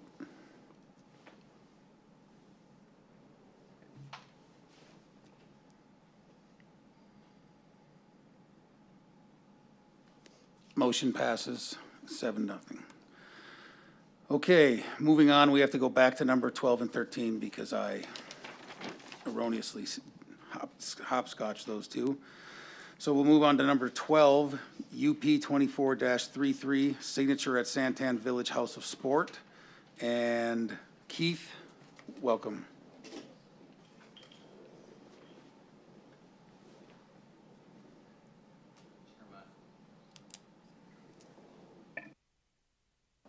Guess I better turn it on first. Chairman, members of the commission, good evening. My project tonight is two projects in one presentation. Signature at Santan, as you stated, signature at Santan Village Design Review Case and signature at Santan Village House of Sport for a conditional use permit. The site, and I know this is the third time now that we've brought this project before you. I'm just going to give a brief presentation on the design review aspect, and then I'll spend a little bit of time on the conditional use permit, since you guys, this will be the first time I've presented that aspect of the project to you in a roundabout sort of way. So the project is located, as you can see on your screen in front of you, at corner off of Santan Village Parkway, across the street from the existing Santan Village Shopping Center, and it's located north of the Living Spaces building and some other fast food restaurants and so forth. The project site is 30.37 acres, and it's part of a larger master plan for the within the Gilbert Crossroads PAD that was approved back in 1999. This is basically phase 2 of this master site plan, and it was zoned back in 1999, always intended to be commercial uses, and now here they are coming before us at the current time with this project. As I stated a minute ago, I mean, this is a design review approval request, and of course, the conditional use permit to allow an amusement outdoor use for Dick's Sporting Goods House of Sport. So here's the site plan, which I know you've seen many times before. Total site, 30 acres in size. Excuse me. About 324,000 square feet of commercial and retail space. And you can see the main access to the site is off of multiple site access locations off of Santan Village Parkway. Through the existing shopping center to the south are also several connection points. And then, of course, along Coronado Street to the north. The property is made up of 6 different parcels. It is my understanding that this will later be subdivided, so you will probably see a preliminary plat come back before you in the coming months to subdivide this property up. I believe there's, if I remember counting them correctly, I believe there's 11 total buildings of various sizes and types and different types of uses. The 2 main, you got all the pad buildings along Santan Village Parkway. We know what a few of the users are, but there's a few fast, drive-through pads and some financial institution pads, a jewelry store, and then a few shell buildings that they will be constructing for future tenants. And then, of course, the biggest, the anchor pieces, buildings are Parcel D, which we know is going to be a Dick's Sporting Goods House of Sport. Parcel E, some inline retail type and commercial shops, and then Building F, which it's shown on the elevations is a Whole Foods grocery store. So as far as the landscaping plan is concerned, I mean, and we'll look more at certain boundaries here in just a second. The site has a total of 23% landscaping. Landscaping throughout all the parking lots, along the roadway frontages, and especially along the north and eastern, or excuse me, western property boundaries.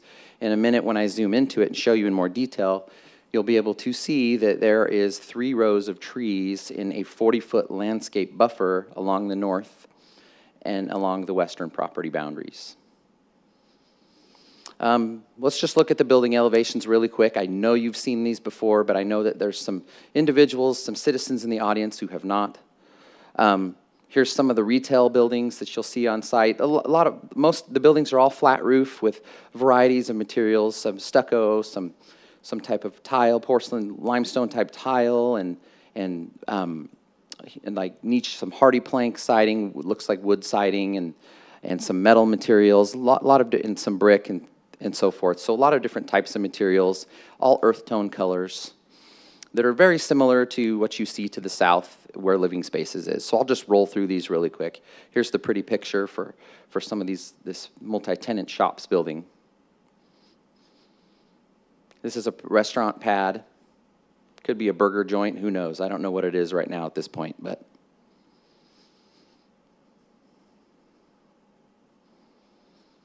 Just roll through these. Another restaurant pad. Here's a financial institution. Another, there's only 2, I believe, two drive-throughs along Santan Village Parkway. So you get the idea of what these buildings are looking like. And then here's the Dick's Sporting Goods House of Sport. And we'll talk a little bit more about this one in just a few minutes. More inline, this is the inline shops buildings, Block E. Here's the pretty picture that shows them all the movement in the wall planes and the roofline variation. They've done a really nice job complying with the customized design guidelines that were approved as part of the PAD. And then here's the Whole Foods. Okay, so the next component of this project is the conditional use permit request. So as part of the conditional use permit requirements in the Land Development Code, it requires that certain findings of fact be required to be approved by you as a planning commission. And I've got them all listed here. Like the proposed use will not be detrimental to the health, safety, general welfare of persons living or working in the vicinity, conforms to the intent and policies of the general plan. The proposed use conforms with conditions, standards, and so forth in the in the zoning code or land development code, as we call it. And the use would not unreasonably interfere with the use and enjoyment of nearby properties. Town staff ascertains that they comply with all of these criteria, and you can see the responses in the staff report. So we believe that they comply with all of these. So I just want to go really quick over and show you a few details about the House of Sport, and particularly the conditional use permit for that, which is required per the planned area development zoning that was approved in 1999. They were required for any outdoor amusement type use. We're considering this as an outdoor entertainment type use, but it was classified a little differently back then. But we fit it into the outdoor amusement type use. Now in today's table, it says outdoor recreation. So it's a little bit different, but same thing. So the field, I just want to talk about the field. And I'll show you the field in just a second, what it potentially will look like. So the field, which is located to the east of the building, and now here's the site plan. You can see in blue, the D is where the building is, and you can see the field right next to it, just to the east. But I'll go back to this really quick, and then we'll go into more details. So the field will be used, it's my understanding, and the applicant, when they stand up to present, they can give you even more details than I can. But just in general, the field is used for product trials and demonstrations for people who wish to buy retail goods inside the store. If they want to buy a soccer ball or they want to buy a lacrosse stick, what have you, they can go out to that field and they can kick a ball around, they can run around the track with their shoes that they want to buy and test out their products. The field also, during off-peak times and slower retail times, can be used for scheduled open play, events that are managed by the employees, and those can include things like homeschool gym classes, yoga, birthday parties, guest athlete appearances, instructional clinics, and charity fundraisers. So events that typically have up to potentially 50 to 150 attendees. If their events are larger than that, then they will be coordinated with the town and local public safety. You can ask the applicant more about how often they have those types of events. But the outdoor field, keep in mind, it is not a full-size regulation field, and it will not be available for league competitions or tournaments or regulation sporting events. So I just wanted to provide that context. Moving on, I wanted to highlight the north boundary, the landscape setback along the north boundary.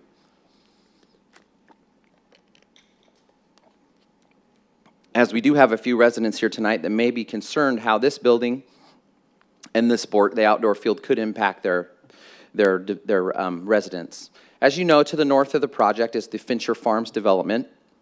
I can't remember exactly how many homes there are there, but there's about at least 10 to the north. These homes are located, the red line on the screen is their fence or their wall. They have a 6-foot tall wall. On the north side of an RWCD tract that has a trail running through the middle of it that was constructed by Fincher Farms. That tract is about 20 feet wide to 22 feet wide in spots. And then the green area is a 40-foot landscape setback or buffer that is required per the Land Development Code with 3 rows of trees and a lot of landscaping. The applicant is not putting in proposing a wall on the property line, which is where the top green line is. As they want to maintain that open feel of that buffer area, and they will be submitting, per the conditions of approval in the staff report, a wall modification to eliminate the requirement for a 6-foot tall wall. We don't want to create a corridor of mischief. We want to keep that open. And so the setback from the wall of the residence, as you can see on the screen before you, is 200 feet to the House of Sport field. The field's about 18,500 square feet. Like I said, it's not a regulation field. And then the building, the House of Sport building, is about 95 feet or so away from the property boundaries of the residents. So I just wanted to show you this for some context of how that north boundary will be laid out and the type of buffer that will be there to hopefully mitigate any nuisance that would come from not only the field, but from the House of Sport building. And also, as you can see on the site plan there, in the green area where the field is you'll see 4 light poles. There are 4 light poles, 1 in each corner. The light poles are approximately, and I'll show them to you, the light poles are approximately, you'll see in the documentation that it says they're 41 feet tall, but we have a condition of approval that would require them to be no taller than the fence, which there is also a typo in the staff report that I want to correct. The fence that is proposed by the applicant will be 36 feet tall and not 24 feet tall, which I know that there was a concern from that soccer balls and things could be kicked over the fence if it was 24 feet tall, but the fence is actually going to be 36 feet tall, and we have a condition of approval that will limit the height of the lighting to be no taller than the height of the fence. The light poles are what they call a Musco light, which it's a special type of lighting for sports fields and you can see on the screen in the picture, it's shielded and the lighting is directed straight to the ground and to the field. There will be minimal, if any, spillover whatsoever beyond the fence line of that field. And you can see on the left is the photometrics of the field. You can see how it's a lot of lighting around the field in the track area, but there is really no light spillover outside that fence. And the applicant can talk more about that in their presentation if you need more clarification. And so here is a view of what this field will potentially look like. This is the fencing.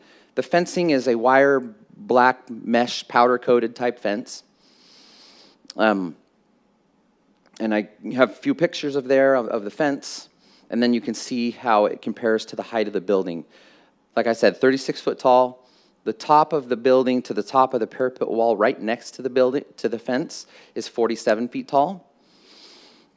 And the entryway of the House of Sport building, which is actually about 300 feet away from the residence, is the only part of the building that is fairly tall, and it's 63 feet tall. But that's on the very south side of the building where the entrance is. And here's another view of what the House of Sport field looks like in other locations that'll give you a good idea of what it is. I have another picture for you as well. Don't worry, the hockey rink will not be coming here to this location as it's not cold enough here. I know I have a coworker that wishes it was cold enough to have a hockey rink.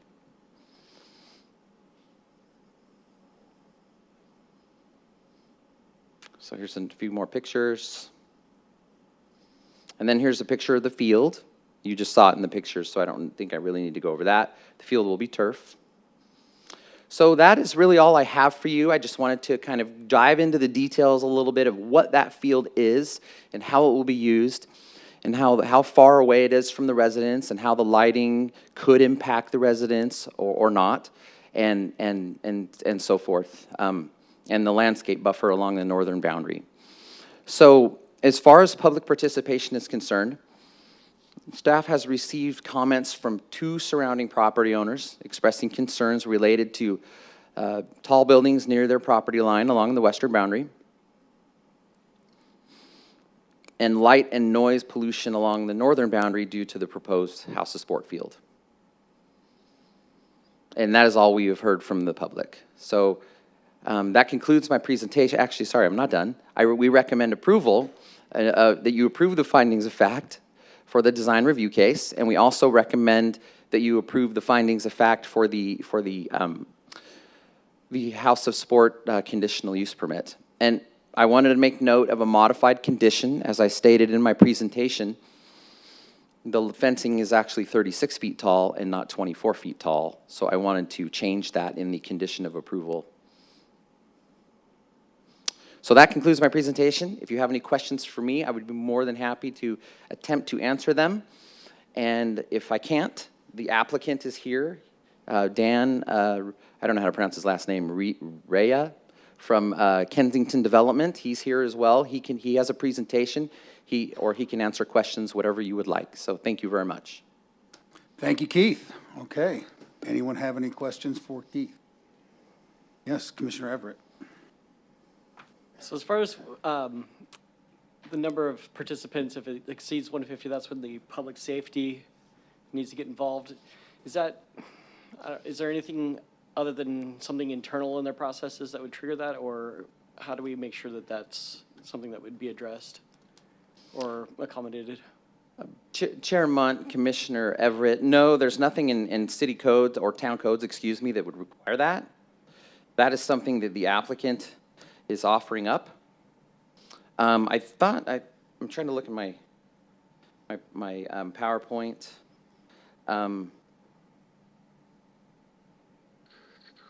Wrong one. I have two PowerPoints open here. But no, it is nothing that is required per the town code. That is something that the applicant is agreeing to do. Okay. And they can speak more about that if you would like them to. That's fine. I was just curious. A couple other questions, sorry. Well, just one more question.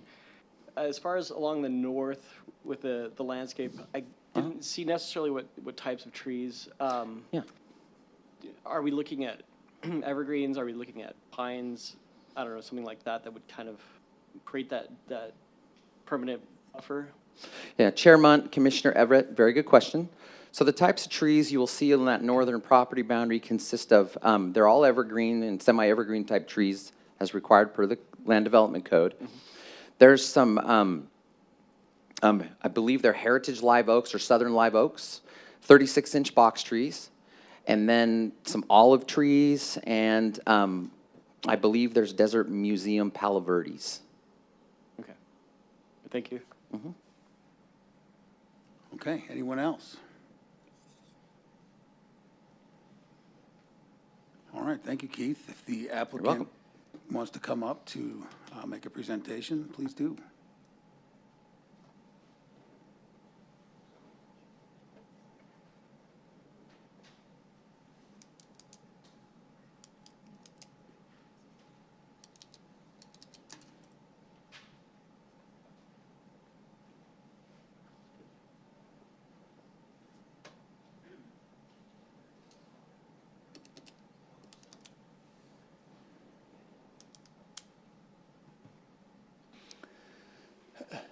Commissioners, thank you for your time tonight, and we do have a full presentation, and we'd be happy to go through it if you would like us to.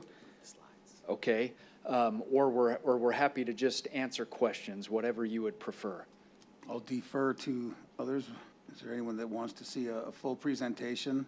I imagine it would be much of what Keith had said, but I would just say if there's anything that Keith has missed, we could maybe cover that, but I don't know that I need a full presentation at this point. Maybe just let me address a couple of highlights quickly. So again, Keith mentioned the Crossroads PAD was put in place back in 1999.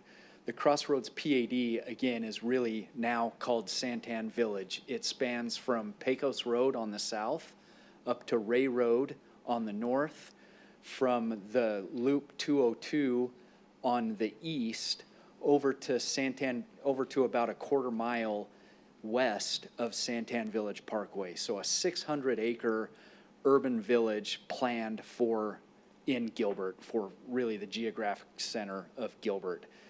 Again, that was approved in 1999.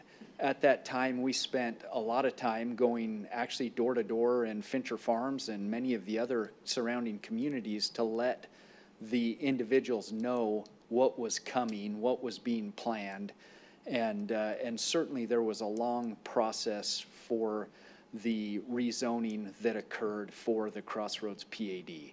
So just wanted to, again, confirm that this project has been in the works for over 2 decades, and people should know what's planned for and happening in this area. I think the second item that we wanted to just note, and Keith did a great job. We appreciate his help and effort on this presentation, but we believe that the anticipated uses that we're proposing tonight are very much in conformance with the Crossroads PAD. The commercial uses are what has been anticipated for this area, and we believe that these retailers that we are proposing will continue to keep Santan Village a very vibrant regional retail center. As you're familiar with some of the other regional retail centers, Fiesta Mall, Superstition Springs, even to some extent Chandler Mall, they go through a life cycle if the retailers that are there are not vibrant for a long period of time. We've spent the time and been patient and waited for the right users and believe that these users will continue to be vibrant many years to come. So with that, just again, leave those comments to you, and we're happy to respond to any questions or concerns the commission may have. Thank you, sir. Anyone have any comments or questions for the applicant? I just have, Commissioner DeGravina. I just have a quick one for you. You said you already have tents scheduled to move in when the buildings are completed. I think I saw Fidelity Investments in one of them. Yes, They're going to be around forever, so I think it's a great, it sounds like you guys have done your homework. Yeah, but primarily we have the two anchor buildings, as was mentioned, Whole Foods on the south end, Dick's Sporting Goods, House of Sport on the north end. Those anchors are already committed, and we have a number of other users that we're working with, including Fidelity and a few others that have committed and making progress as we speak. It sounds like a great project. Thank you. Thank you, Commissioner. Anyone else? Yes, Commissioner Simon. I just have a quick question that probably has no bearing on this. With Dick's House of Sport going in, will this vacate the current location of Dick's? It will. The House of Sport concept for Dick's Sporting Goods is their flagship building. They worked hard with Mace Rich, who owns the building across the street. That building's about 60,000 square feet. This new House of Sport building will be 120,000 square feet. So it's twice the size. They bring in a lot of other offerings, retail offerings that they aren't able to accommodate in the smaller format building. Thank you. Okay, anyone else? All right, thank you, sir. Thank you. All right, we'll then open up the public comment. I do have a comment card from Kathleen DuBois. She wishes to speak, and her comment is that the lighting and noise concerns. Ms. DuBois, please come up. The microphone is still on, so just state your name for the record and then 3 minutes, please. Sure. My name is Kathleen DuBois, and my concerns, I'll just cut right through it for lack of time, is our house butts right up against the House of Sport arena. So our biggest concern is, one, the no barrier, because even though you say there's a 6-foot wall, there's not. Because if you stand in my backyard, I am not 6 foot and I can see right over. I see there's a trail back there. I can see people riding their bikes, walking. So that's not there. The other thing is the amount of trees that you're proposing, they're very dirty trees. I sit on my HOA board, and I want to know if these olive trees are fruiting or non-fruiting. The Palo Verdes we're removing because of the amount of debris that they throw out. Who's responsible for that if there's no concise line of where the trees, debris lands on whose property? And then my other concern is, we're all residential, and I can tell you right now, both of my neighbors have very small children, and the lighting and the noise. We had tremendous difficulty with the sandbar, which was a mile away. And we actually worked really hard to try and shut that place down because they showed no concern whatsoever for all of us that live up against there. Now I'm talking about directly into my backyard with the assumption of like, well, there may be a huge event, there may not be a huge event. We have no way to tell you when that's gonna happen, when that's not gonna happen, and then you're talking about all that traffic, all that noise, and we literally live right next to the wall of that arena. And I can tell you right now, I'm not the only homeowner who's not happy, and we're thinking, what was the purpose of that placing, and why wouldn't you have flipped Whole Foods in Dick's Sporting Goods? Because it looks like Whole Foods butts up against, if you had the arena, another commercial property, which would, I think, eliminate a lot of the residential problems, because I have no problems with the retail space. We knew something was going there eventually. It's now we have a sports arena behind our house. And with the assumption of we have no control how much noise there'll be, when it will be, when will the lights be turned off, when will the noise be shut down? Because I can tell you now, I'm a teacher, I get up at 4 a.m. I am not listening to a sports arena event at 9 o'clock at night on a Tuesday. So, and I can tell you my neighbors are not happy either. So my question is, why are we putting that up against residential versus reconfiguring so that that is not straight up against people's property?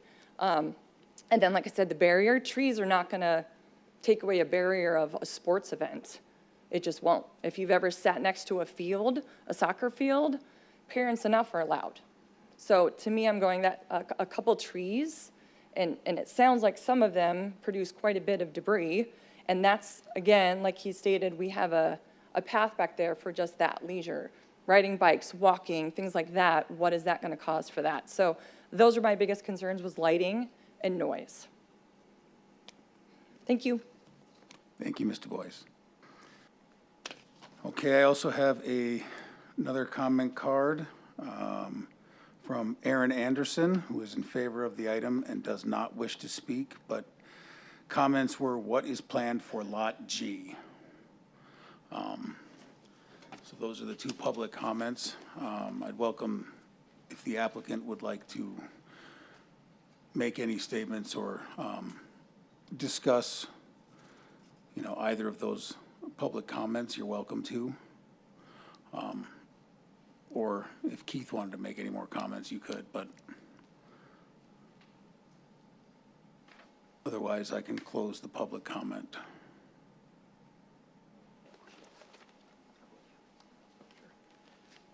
Please just state your name as you. Good evening, for the Chair and record. Commissioner. My name is Dan Ray. Keith did an awesome job with the presentation, except for my last name. I can address a few of the comments on the field. So the field, the hours of operation of the field are 9 till 9 during the weekend on Saturday, which is the same hours of operation of the store. So it's never accessible unless the store is open, and then the hours on Sundays are 10 to 7. The only way to access the field itself is through the store. So you have to have permission. There's a staff member out there at all time. There's more staff members out there, the more people that are out there, depending on what the event is. There will be a gate on the outside, but the only reason that's there is for emergency access only. It's not pedestrian access at any time. What else? I think. Sure. So as far as number of events, the major events that would be sponsored by like Nike or a national vendor are more sporadic. It's more of like once a month. The more frequent would be like if somebody can't find a field for practice for Little League or something like that. That's what they're finding is the more frequent events, which could be like weekly.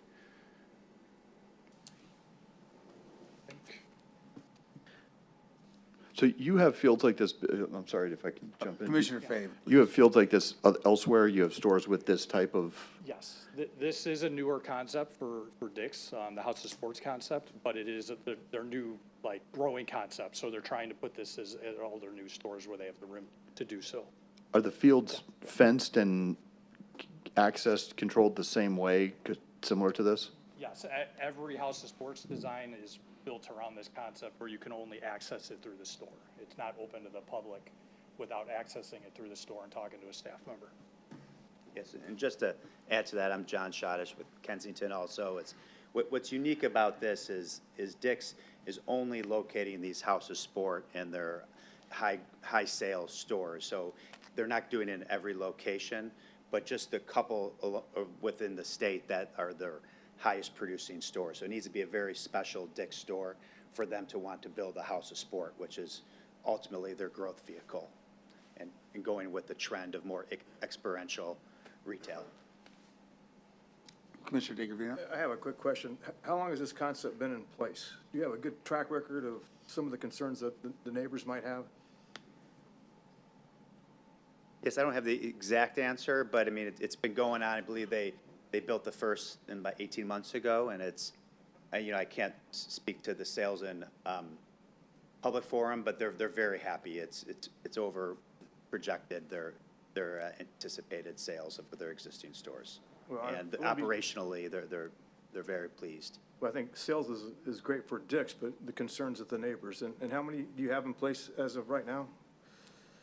Well, we're the developer. Right, but Yeah. obviously you would probably I have. believe they have 12 locations, does that sound about right? I think like 12 to 15 locations across the country. And there's no real concerns with a lot of noise and too many activities, too big activities? No, they look at, you know, when you look at majority of the retailers, it's, you know, inside the store too, they're activating, they're building rock climbing walls and having more of that experiential, activating the store. And then the field is really, it's really more geared towards the community and local community events, that those are the frequent, you know, if there's a group that wants to take a yoga class and they find it, you know, it's a great way to get ingrained within the community. Thank you. Thank you. Yep, Commissioner Gage. Thank you, Chair. Are you guys open to talking with the neighbors about the types of trees that you're proposing for this area? We are. Right now, it's designed per what Gilbert requires us to install. There's a certain amount, species of tree that we have to put there, but yes, we'd be open to changing that. And we can work with staff to do so. Okay, thank you. Okay, anything else? There was a question on Lot G. Yes. So Lot G is our on-grade detention for some of the retail lots. So it'll be a landscape turf bottom with, you know, trees around it. Right, so for rainwater when it. Correct. Yeah, Yep. for the 3 days it rains. Yep. Commissioner Davis, please. Thank you, Chair. I was wondering if any consideration was given to that north fence line, maybe, I know you're not putting in a masonry wall along the back, and I agree, you don't want to create a corridor of mischief, as you called it. So I agree with that, but was there consideration given to that north side of that fence, having a masonry, like 8-foot wall to help mitigate the noise for the neighbors on just the north side of the area versus just all open air on all 4 sides? Is that something that could be looked at? So are you asking on the field? Like, Yeah, for the okay. field, on the north side of the field, or in that area on the north side of where that sports field is, there's a way to put in a wall there to create some of that. Well, that's not typical for House of Sports. It's definitely something we can talk to staff about. I just thought it might help mitigate some of those noise concerns for the neighborhood, but as far as the trees go, I also appreciate you being willing to talk with the neighbors about that, because I think that's an important element to picking some trees. Seems like an easy fix to help work with the neighborhood and be a good neighbor on. Yes, absolutely. Yeah, we're also happy to, you know, enhance that landscaping in that section area too. You know, but we'll take the name and number for the neighbor and we'll talk offline if that's okay. Okay, anything else? Commissioner Everett? Yes. And maybe you don't know, I don't know if this concept has been tried in any other hot climates like we have here, but I can't see it getting used this time of year. I don't know, any place like Vegas or anywhere else where this has been tried that has a similar climate? I do not know. We'll try to get you a quick answer. But one of the reasons why they're not doing the hockey field here is just because it wouldn't work in the climate. But I think they have a California location, maybe. Inland Empire of California, I don't know. You know, I don't want to misspeak. Well, I mean, I know they're in Tennessee and some other, but not the hotter climates. But Yeah. we'll get back to you on that. Okay, I was just curious. My guess is it'll probably be a little less events, but it's important to them. Okay, any other comments or questions? All right, thank you very much, gentlemen. We'll. Sure, just yeah. add, we did find out they are in Texas is probably the best, you know, comparable market. All right, thank you, gentlemen. Thank you. All right, well, with that, we'll close the public meeting and bring it up to the dais for discussion or a motion. So, anyone want to kick off some discussion? Well, I'll start with a little bit. I think that, for our position of what we can, not rule on, but the decision that we're making here, deals in trying to make sure that it conforms with the land development code. And I think that's part of what they were saying, that the trees, these things are all part of what Gilbert's land development code says. There is a 40-foot landscape buffer, and the field is 200 feet away. And that's not to mitigate the concerns, but that is to say that that is greater than what would be required by the code. So I believe there have been efforts to mitigate any concerns, and, and I'm very happy to hear that there's a willingness to work through that. I particularly don't like Palo Verde trees myself, outside of the environmental impacts of saving water, but that's neither here nor there. Anyone else have anything to discuss or a motion?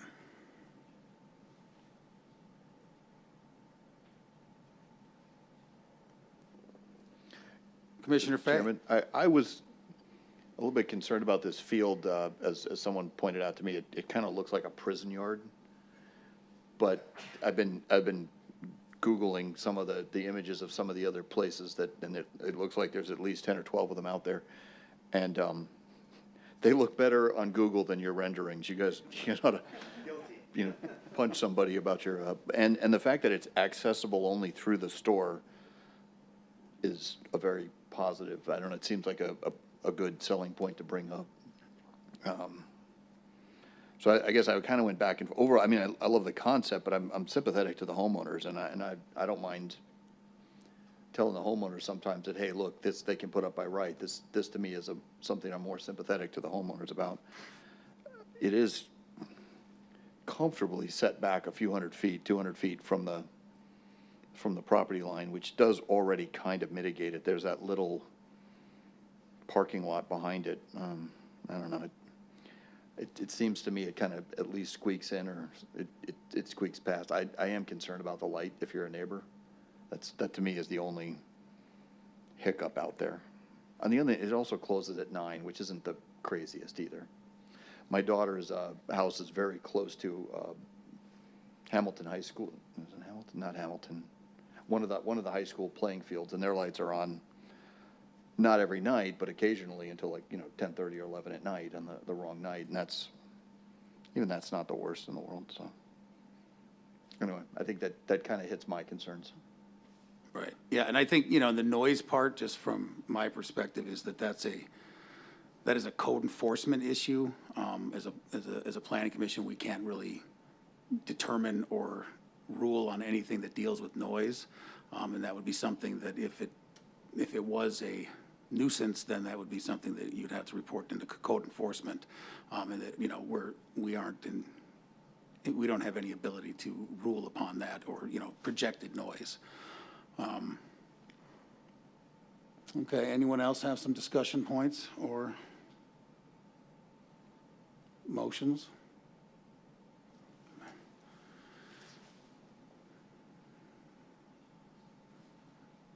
Wow, those ethics really scared you guys. Fair.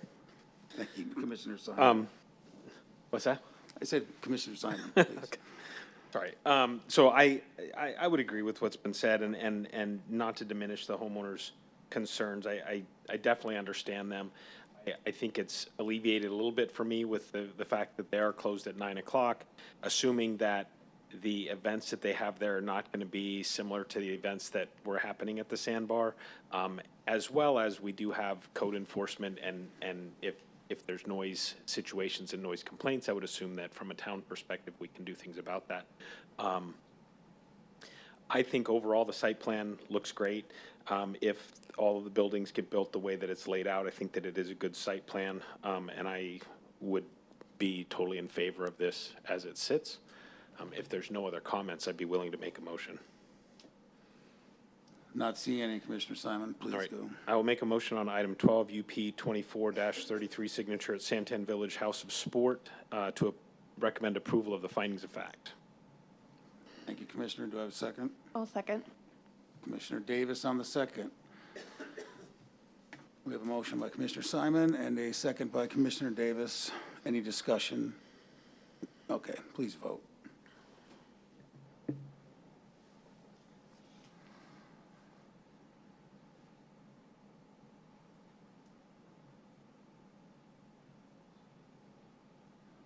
Motion carries 7-0.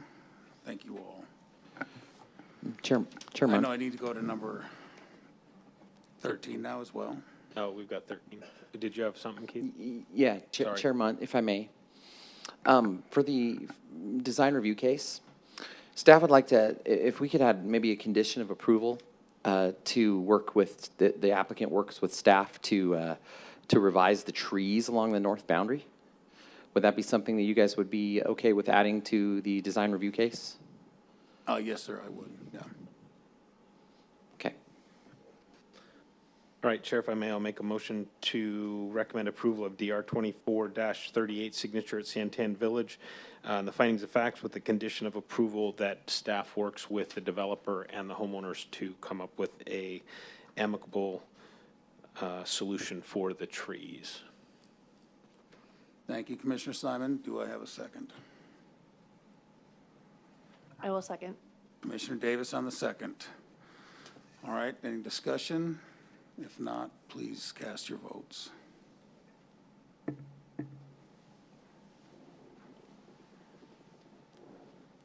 Commissioner Gage, don't forget to vote.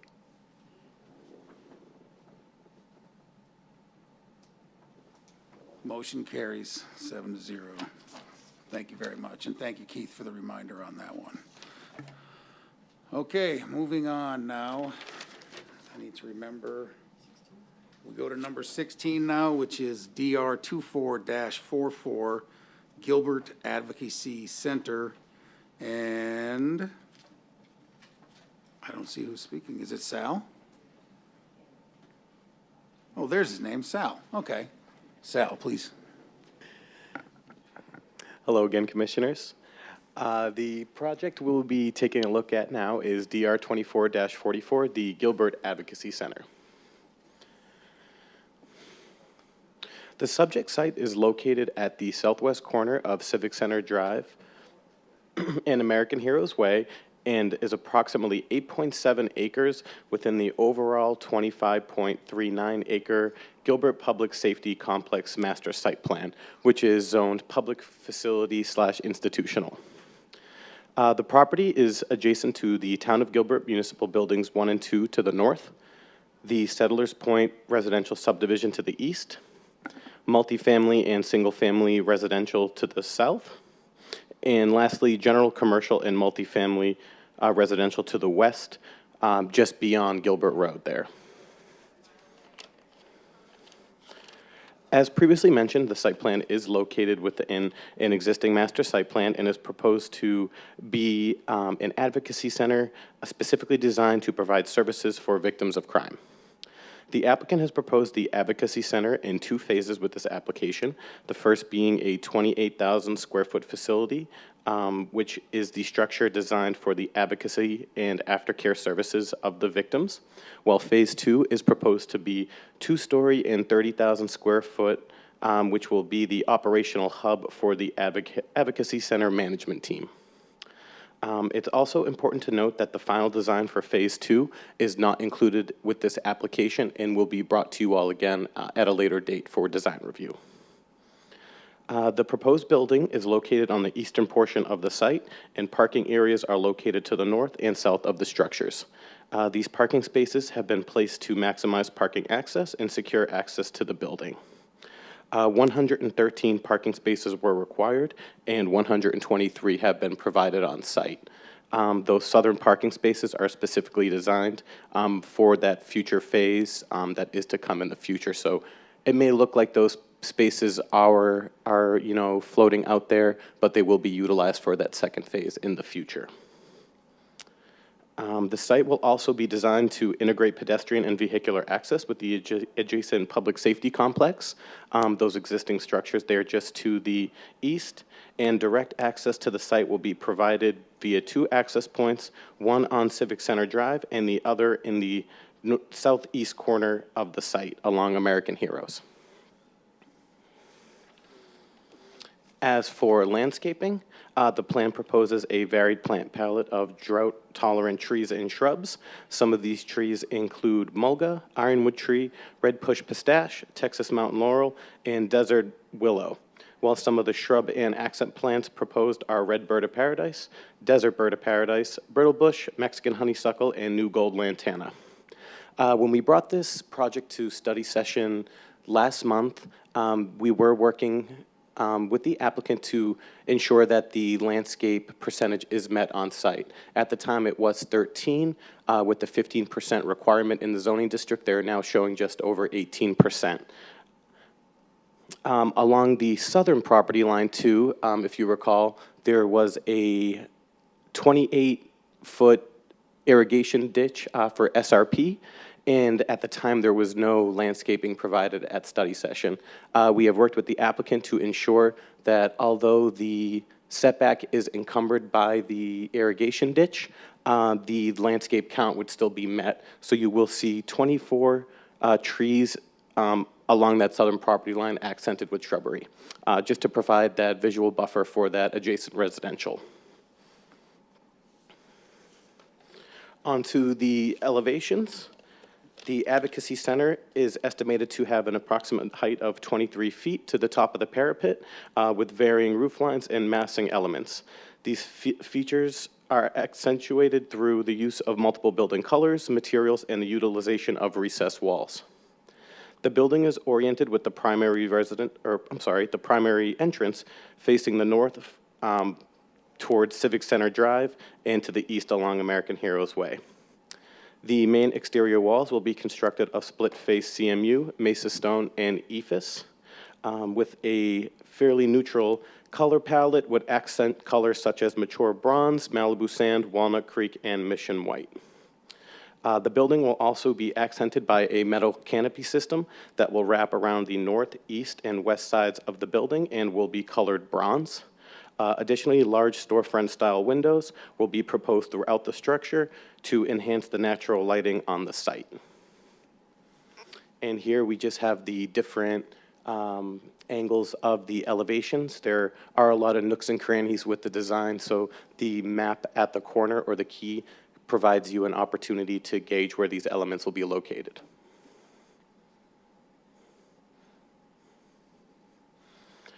As for the colors and materials, you can see the various types of CMU utilized with colors and finishing.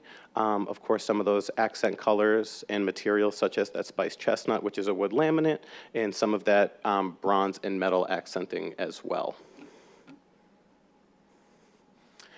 So at this time, planning staff is recommending the approval of DR 24-44 to the Planning Commission, subject to conditions.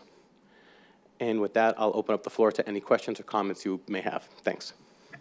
Thank you, Sal. Anyone want to kick off any questions or comments for Sal on this one?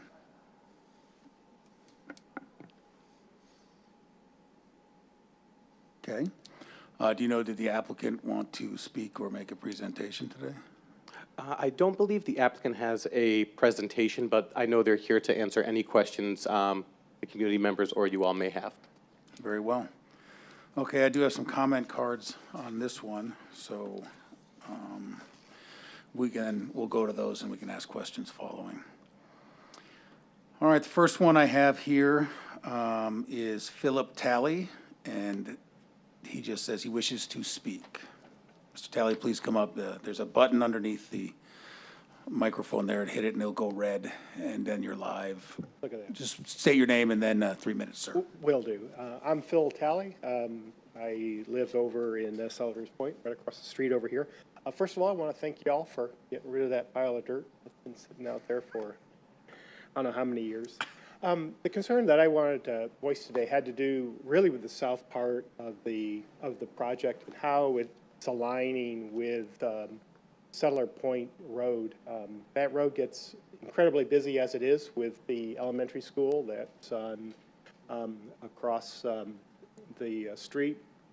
And my main concern is that the way we've got the whole structure of this facility in Gilbert, everything is sort of driven off of Civic Center Drive. And what we're proposing here now is a new parking lot that's going to be on the south side that's going to dump or directly into Settlers Point. And my concern is having to do with the amount of parking that's there and having more traffic coming down Settlers Point to service the site.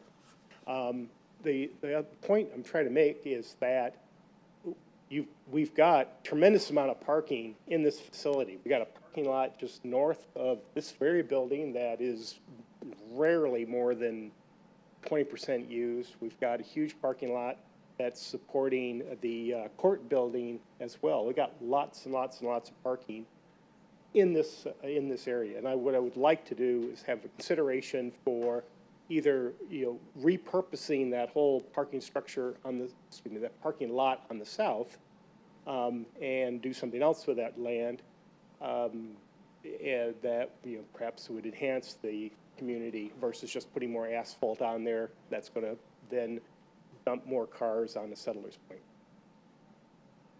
That's what I got. Thank you. All right, thank you, sir. The next one is Neil Sorensen, and he wishes to speak and has a few questions. Mr. Sorensen, same thing, please hit the button and state your name and then for the record. Yeah, Neil Sorensen, and I'm also over in the Devon HOA area. I'm on the board. I'm a board member of Devon HOA.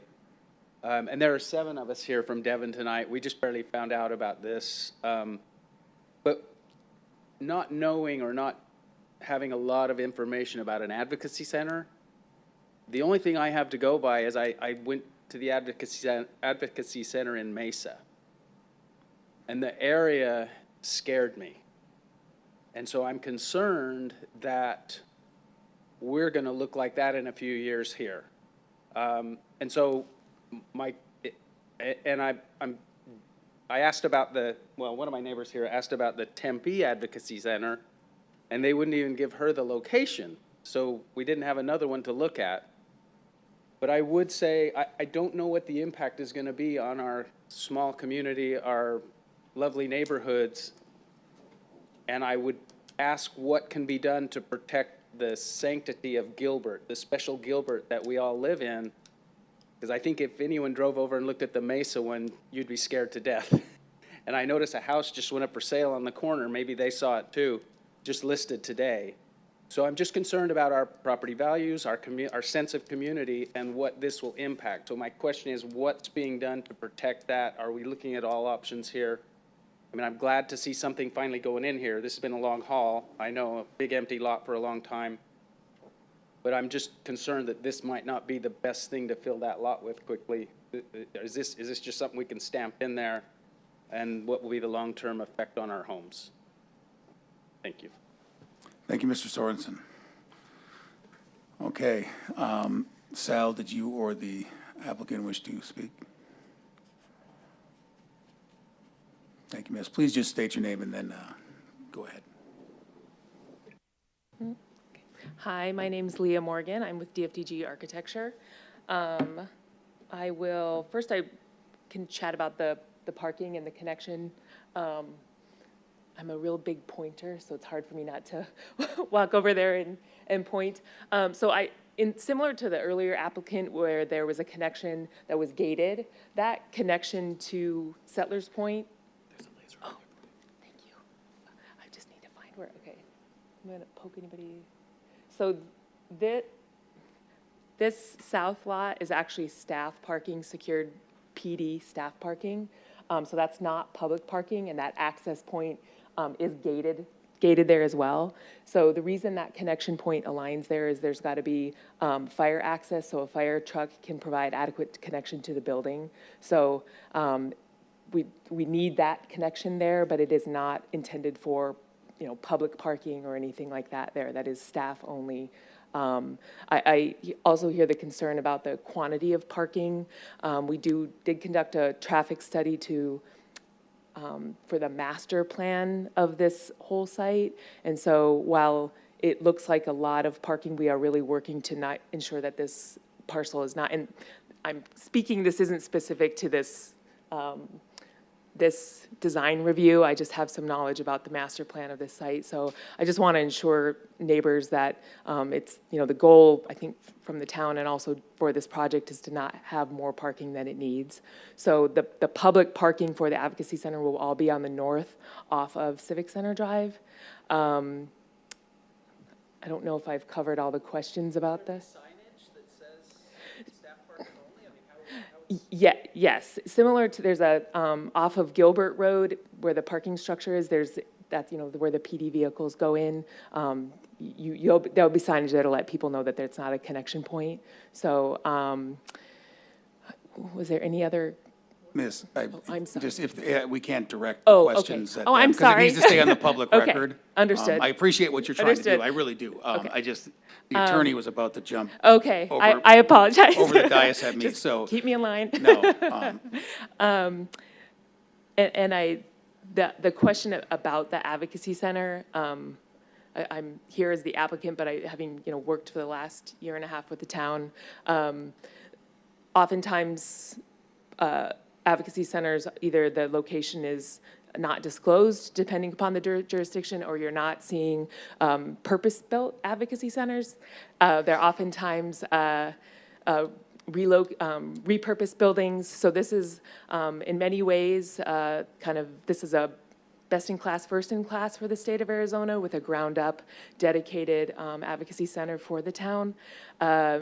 This is a function of the building that's oftentimes not known that it's needed. So across the board, and PD could speak to this much better than I can, but there are victims of crime, domestic violence, interpersonal crimes, that cuts across all sections of the population. So this isn't, so that's what the function of the Advocacy Center is for. It is providing service to the community and to victims, to support victims. And also it is a justice, it's related to the public safety. So anyway, I don't know, I don't want to step over my bounds here, I just want. No, and I appreciate, Okay. trying to direct questions, and it Yeah, just as a public board, Right, that's. I understand, so, Okay, does anyone else have any other questions that they wanted to ask the applicant? No, and I guess just for the clarification then, that this is meant for Gilbert residents who have been victims of crimes to get help that they need in being able to get their lives back. Not that this is like addicts going, or correct. criminals. And This to is the navigate people who have the been criminal victims of justice, crime. right, it's kind of a dual-pronged Okay. service, yes. Very well. Well, thank you very much. Thank you. All right. With that, we'll close the public comment, and I'll bring it up here for discussion and motion. Who wants to kick it off?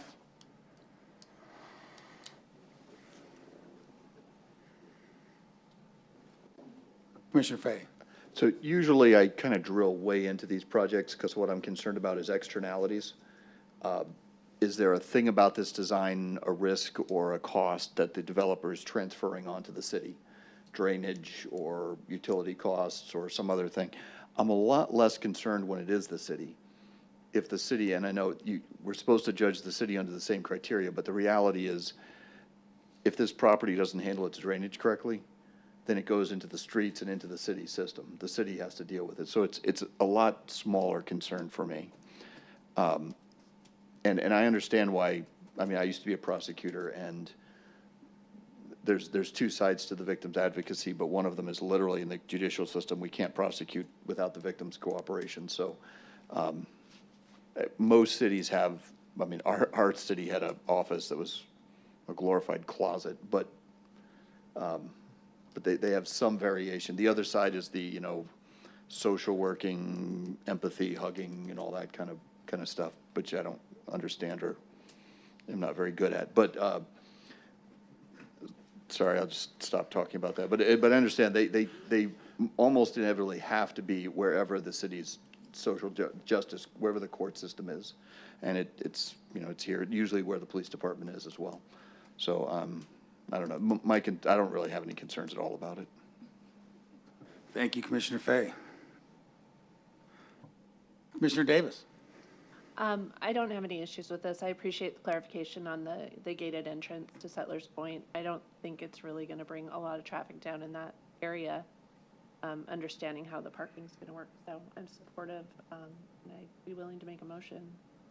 I was just going to make one comment prior to the motion You bet. of discussion was just, and it goes sort of into what Commissioner Fay was saying in that, you know, concerns over safety issues or things like that, I would imagine having it directly adjacent to the police station, assuming the police do their job, that they would have a pretty quick reaction time to anything that is happening there. So, and I understand concern over that, but I don't foresee, you know, and also with the fact that it's better to be located close to the courthouse and everything, it's almost an optimal location. And I do also appreciate that ingress, egress, and that back parking lot is solely for staff and PD to enter and not a public thoroughfare that I think will help to alleviate some of those other concerns. So I just wanted to put that on the record. Can I just say one quick Commissioner point? DeGravina, yeah. Yeah, it's, and like the applicant said, it's being built from ground up, which is, I think, important. It's not a repurposed building, so I think it's, and everything else that's been set up here, I think it's a perfect spot, and they're taking into consideration, so hopefully it alleviates some of the concerns that the neighbors might have with any kind of criminal element. And these are for victims, and it's needed, and it's close by, and the police department's right there, so I think all the elements that are needed to make it the most perfect that it can be is being done. Thank you. You ready for a motion? Yes, ma'am. I move to approve, let me find, DR 24-44, the Gilbert Advocacy Center. We have a motion by Commissioner Davis. Do I have a second? I'll make a second. Commissioner Gage comes in with a second. Without any more discussion, please cast your vote.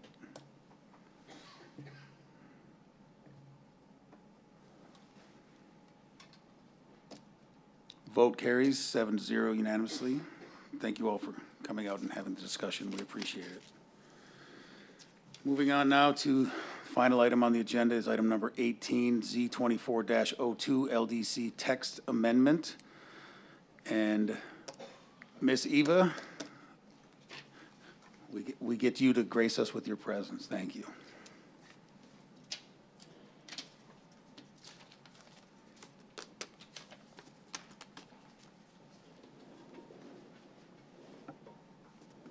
Good evening, Chairman Monda, Commissioners. As stated, I'm here this evening to discuss a Land Development Code amendment to the section pertaining to inoperable vehicles. At the last Planning Commission meeting, I brought forward a quick overview of the Community Preservation Ordinance.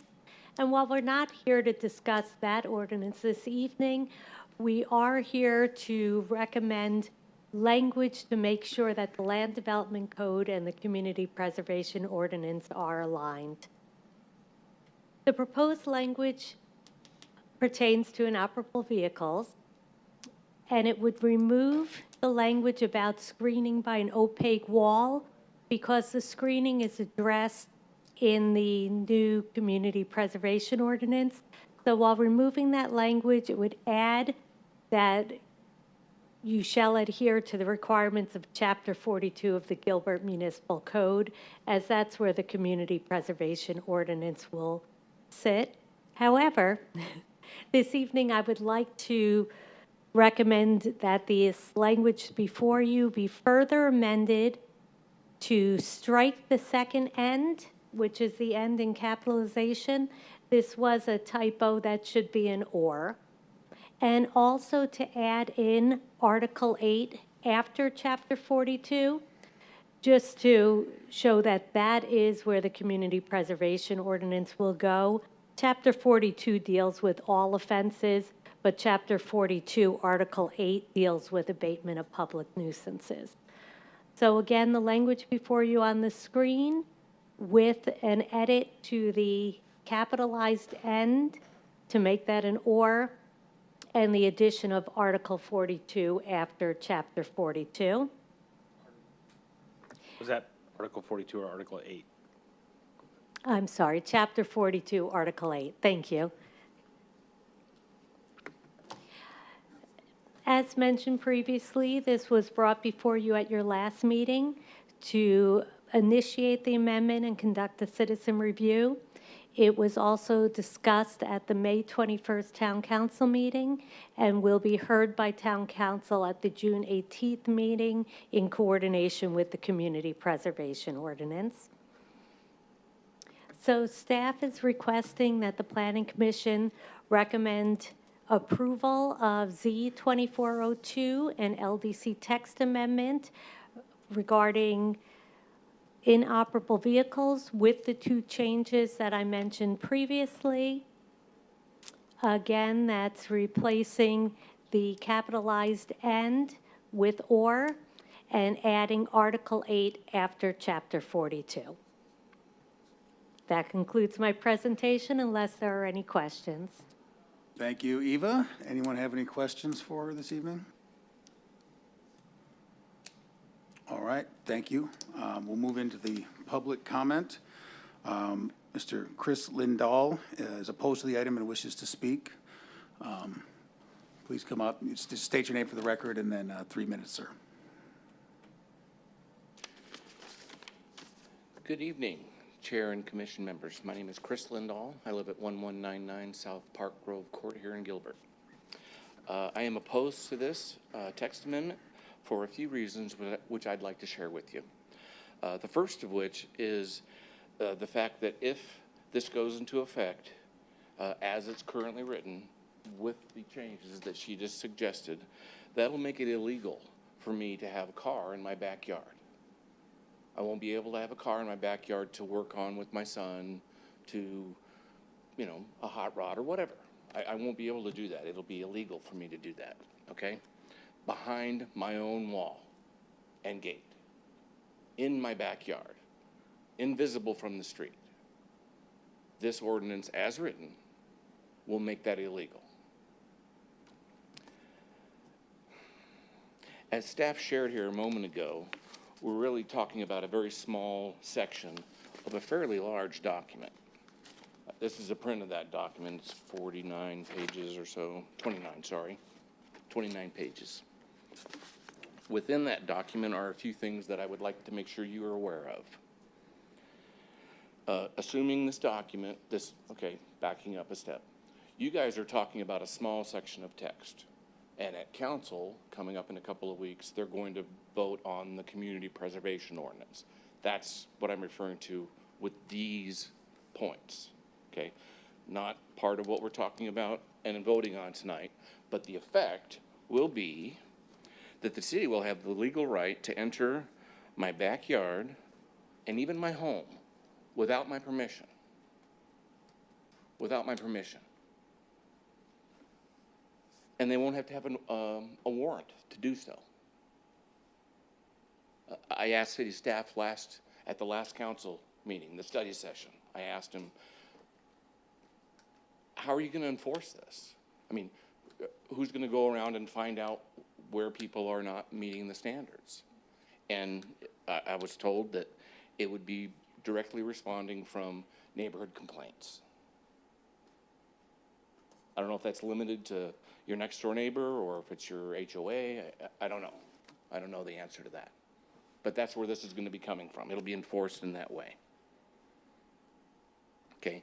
In my opinion, this document probably is needed, probably, but there's more work that needs to be done. Okay.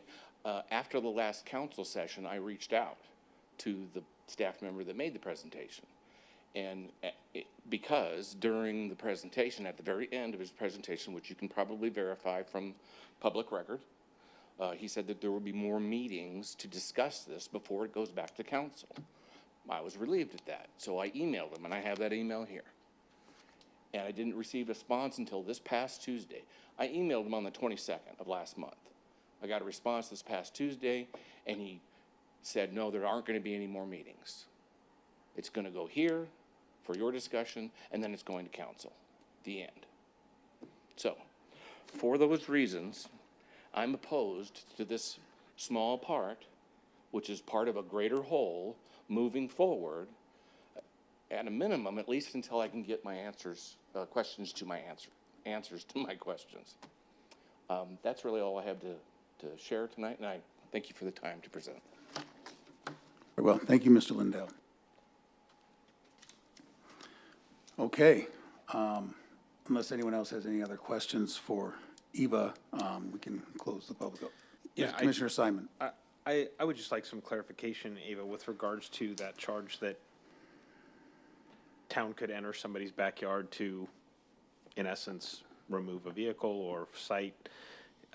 I'm sitting here scrolling through Chapter 42, Article 8, trying to find what this is referring to, and I just would like just kind of some clarification there if we can. Chairman Munn, Commissioner Simon, that was not agenda-sized. The only portion that is agenda-sized is the inoperable vehicles, so I don't believe that I can speak of that tonight. And that goes to council. Commission doesn't weigh in on the community preservation ordinance. That's a council action. How are we supposed to address that concern on this? Because, I mean, unless there's something else I see here, I don't see how this can carve out an exception to the Fourth Amendment. But a fairly legitimate concern is raised. If this does create opportunity for the city to enter his house or backyard without a warrant, that alone would justify a no vote from me. Chairman Mudd, Commissioner Fay, what's before you tonight does not have anything to do with entering someone's backyard. I can speak to the residents' concern about working on an inoperable vehicle. When we go to Chapter 42, Article 8, and that's why we did put an or instead of an and, it does deal with screening of vehicles. It does deal with working on inoperable vehicles and gives the time frame. It does deal with numbers of inoperable vehicles. It does not prohibit necessarily a single inoperable vehicle being worked on. And but that's not in the part that but that's in another part of the land development code? That is in the proposed community preservation ordinance that is going forward to council, and that's why the language is being removed from this section of the LDC, because there will be similar language in the community preservation ordinance. And I think, you know, one point of clarification here, and I know that the town attorney, Elena, may want to speak on this, but what we're talking about tonight is changing the land development code so that if this preservation is passed by council, there is not contradictory or messy information.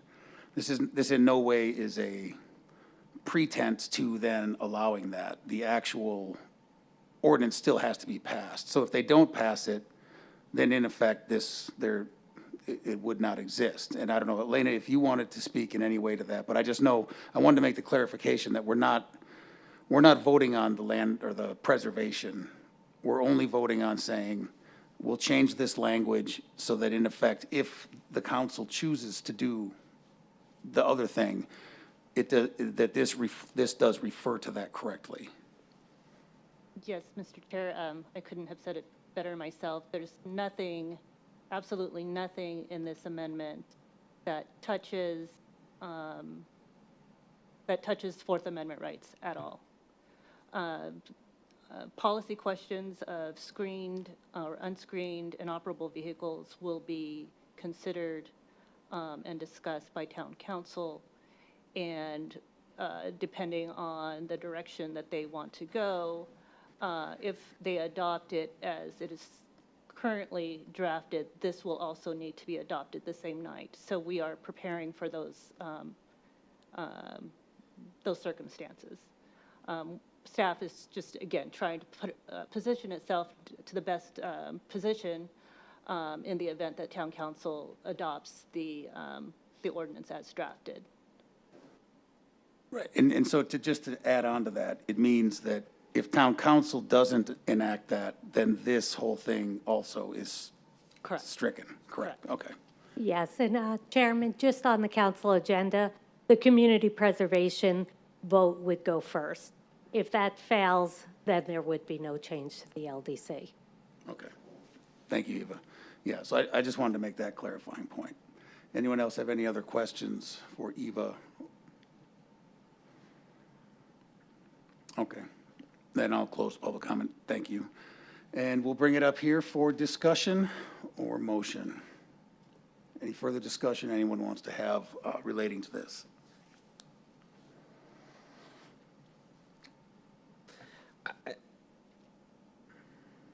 Chair. Commissioner Simon. Excuse me, sorry. I'm struggling with this just because I guess there's been a question raised now in my mind with regards to this particular item in the municipal code. And I have to make a decision based on lack of knowledge, which maybe is my downfall in this situation. And if this doesn't impact anything, I guess I'm just, like in my head, and maybe I'm just tired. I don't know. I'm not able to connect the dots right now. And so for that reason, I feel like I would need to vote against this just because I'm not able to process in my head exactly what is happening here. Understood. No, and I think that the one question that I would bring to at least Bear is that let's assume we don't strike that and we don't add that sentence. The question at hand of can someone go into someone's yard or whatever else that is, does that already exist by saying if you have an inoperable vehicle that is not completely screened by an opaque wall taller than the vehicle? Well, and if it does, I don't know, right? And so I'm making a decision to strike that with the blind faith, I guess if you will, that it is in there somewhere without knowing. And so that's why I'm sitting here scrolling, trying to find, because if I could find it and go, okay, it's there, yeah, I don't have a problem with this over here. Understanding that really there's a couple things that have to happen before this actually comes to pass. It's still in my head from a logic perspective saying I can't logically, in my mind anyways, agree to this without understanding that it is there or being able to see it. So that's, anyways, I feel the resident has raised a question that has my mind in a perplex, so. Very well. Anyone else? Any discussions? Yeah, Commissioner Fay. I agree with Jan. I suspect, my gut tells me that the objections the resident raised are probably not going to play out. But before I can say, no, they're not going to play out, I need to connect those pieces, and right now I can't. Well, and for me, I don't think that there's anything in Chapter 42 right now that would talk about this unless this municipal preservation is passed. So just from my perspective, this is simply cosmetic, and we are actually making no determinations. That is for the elected officials to make. We're simply saying that if the elected officials choose to change municipal law, the land development code that we as a planning commission adhere to will fall in accordance with that. That's, and I don't know if that helps clarify, but that's my version of what I see here. Chairman Munn, Commissioner Simon, there is language in the proposed draft that there's a definition of unscreened, and that definition provides that something is unscreened if it is visible from the right-of-way or I'm just going to adjacent interject. property. We really, We closed the, and by way of open meeting law, I just would caution the chair in discussing something that's not on the agenda. But if I may, I hear and understand your concerns. There is a procedural alternative as well. If this body feels more comfortable in seeing the adopted version of the Muni Code, we could move to, or you could move to continue this item for the July meeting. And then by then, the Preservation Code will have either been adopted as drafted or not, and you will have the benefit of seeing the final product. right, or it's a moot point, right? Correct. Okay, so if that's, if somebody feels that's something they'd like to do, that's perfectly all right for a motion as well, so. Commissioner Everett, Yeah, I move that we continue this item to the July 10th, I believe. July 10th meeting. Okay, we have a motion for a continuance to July 10th. Is there a second? I'd second that. We have a second from Commissioner Simon. Is there any discussion? Seeing none, please cast your votes. Shoot. I voted against, but I meant to vote for. I hit the wrong button. Here we go again. Can I unscrew that, or can we just redo it? This was not a verbal, I just pushed the wrong button. Okay, please reset everything for Commissioner Fay. Sorry, everybody.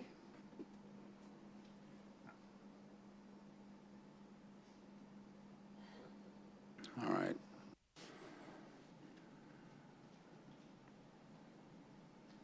Vote carries 7-0. We will continue this to July 10th and hear it once the council has done theirs. Thank you all. Thank you. Okay, next up, let's move to administrative items.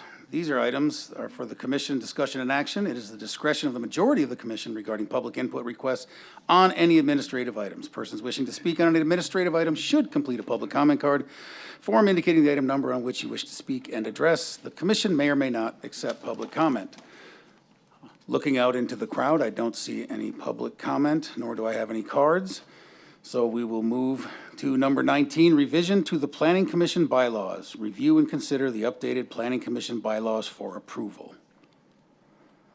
So I guess from that, we would, I'm sorry, Mr. Chair, I'm still thinking about the last. Yes, if you'd like a presentation, Cole is here and can do that. okay. Does anybody wish to see a presentation on the revision of the Planning Commission bylaws? Okay, I don't think that we'll need that, so then, as an administrative item, then, we need a motion. Motion to adopt. Okay, we'll need a motion if anyone is interested. Chair, I'll move to approve the revision of the Planning Commission bylaws as written, item 19. Thank you. We have a motion by Commissioner Simon. Do I have a second? I'll second that. Commissioner DeGravina with the second. Please cast your vote.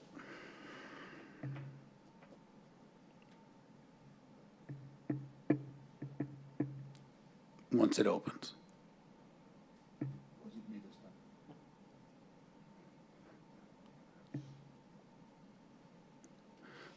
Okay, let's do a verbal. All those in favor say aye. Aye. Aye. All opposed? Motion carries 7-0. Moving on to number 20, Planning Commission meeting minutes. Consider the approval of the minutes of the study session and regular meeting of May 1st, 2024. Does anybody have any edits or amendments to that, or else a motion? I move that we approve the meeting minutes. Commissioner, Commission minutes, sorry. Commissioner Everett with the motion to approve. Do I have a second? Second. We have a second by Commissioner Simon. Please cast your vote if it's working. Come on. Commissioner Fay. Approved. Unanimous. Moving on into the communications, the executive session we are not going to have, so I will just move right to the report from chairman and members of the commission on current events. So, how's everyone doing? Anyone have any current events they'd like to discuss? All right, well, it's getting very hot. We had a heat advisory day. Be careful out there. Watch your pets' feet. If the pavement's hot for you, it's hot for their paws. Moving on to number 22, report from the Planning Services Manager on current events. Ms. Eva. Thank you, Chair. First off, I would just like to thank Tracy Asher for over 20 years of service to the town of Gilbert and many years, and wish her well in her retirement. I'd also like to announce that with Tracy's departure, we are bringing on some new employees. We have hired a new administrative assistant and also a new planner 2. Both will start next Monday. And then 2 weeks from that Monday, we will have a new planner 1 starting. So we will be hopefully at full staff for the first time since I've been here, so for 5 years. So when they start, I will make sure they come to commission and that they're properly introduced. Very well. Thank you very much. Great updates, everyone. Now, based on our new rules, I'll accept a motion to adjourn without a second.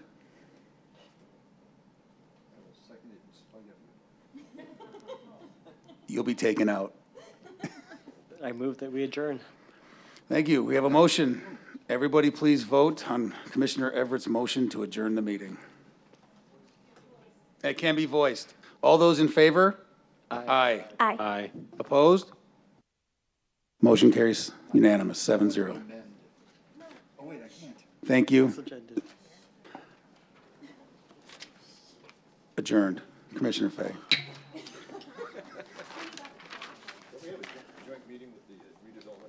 Yeah, that's, takes you 2 days.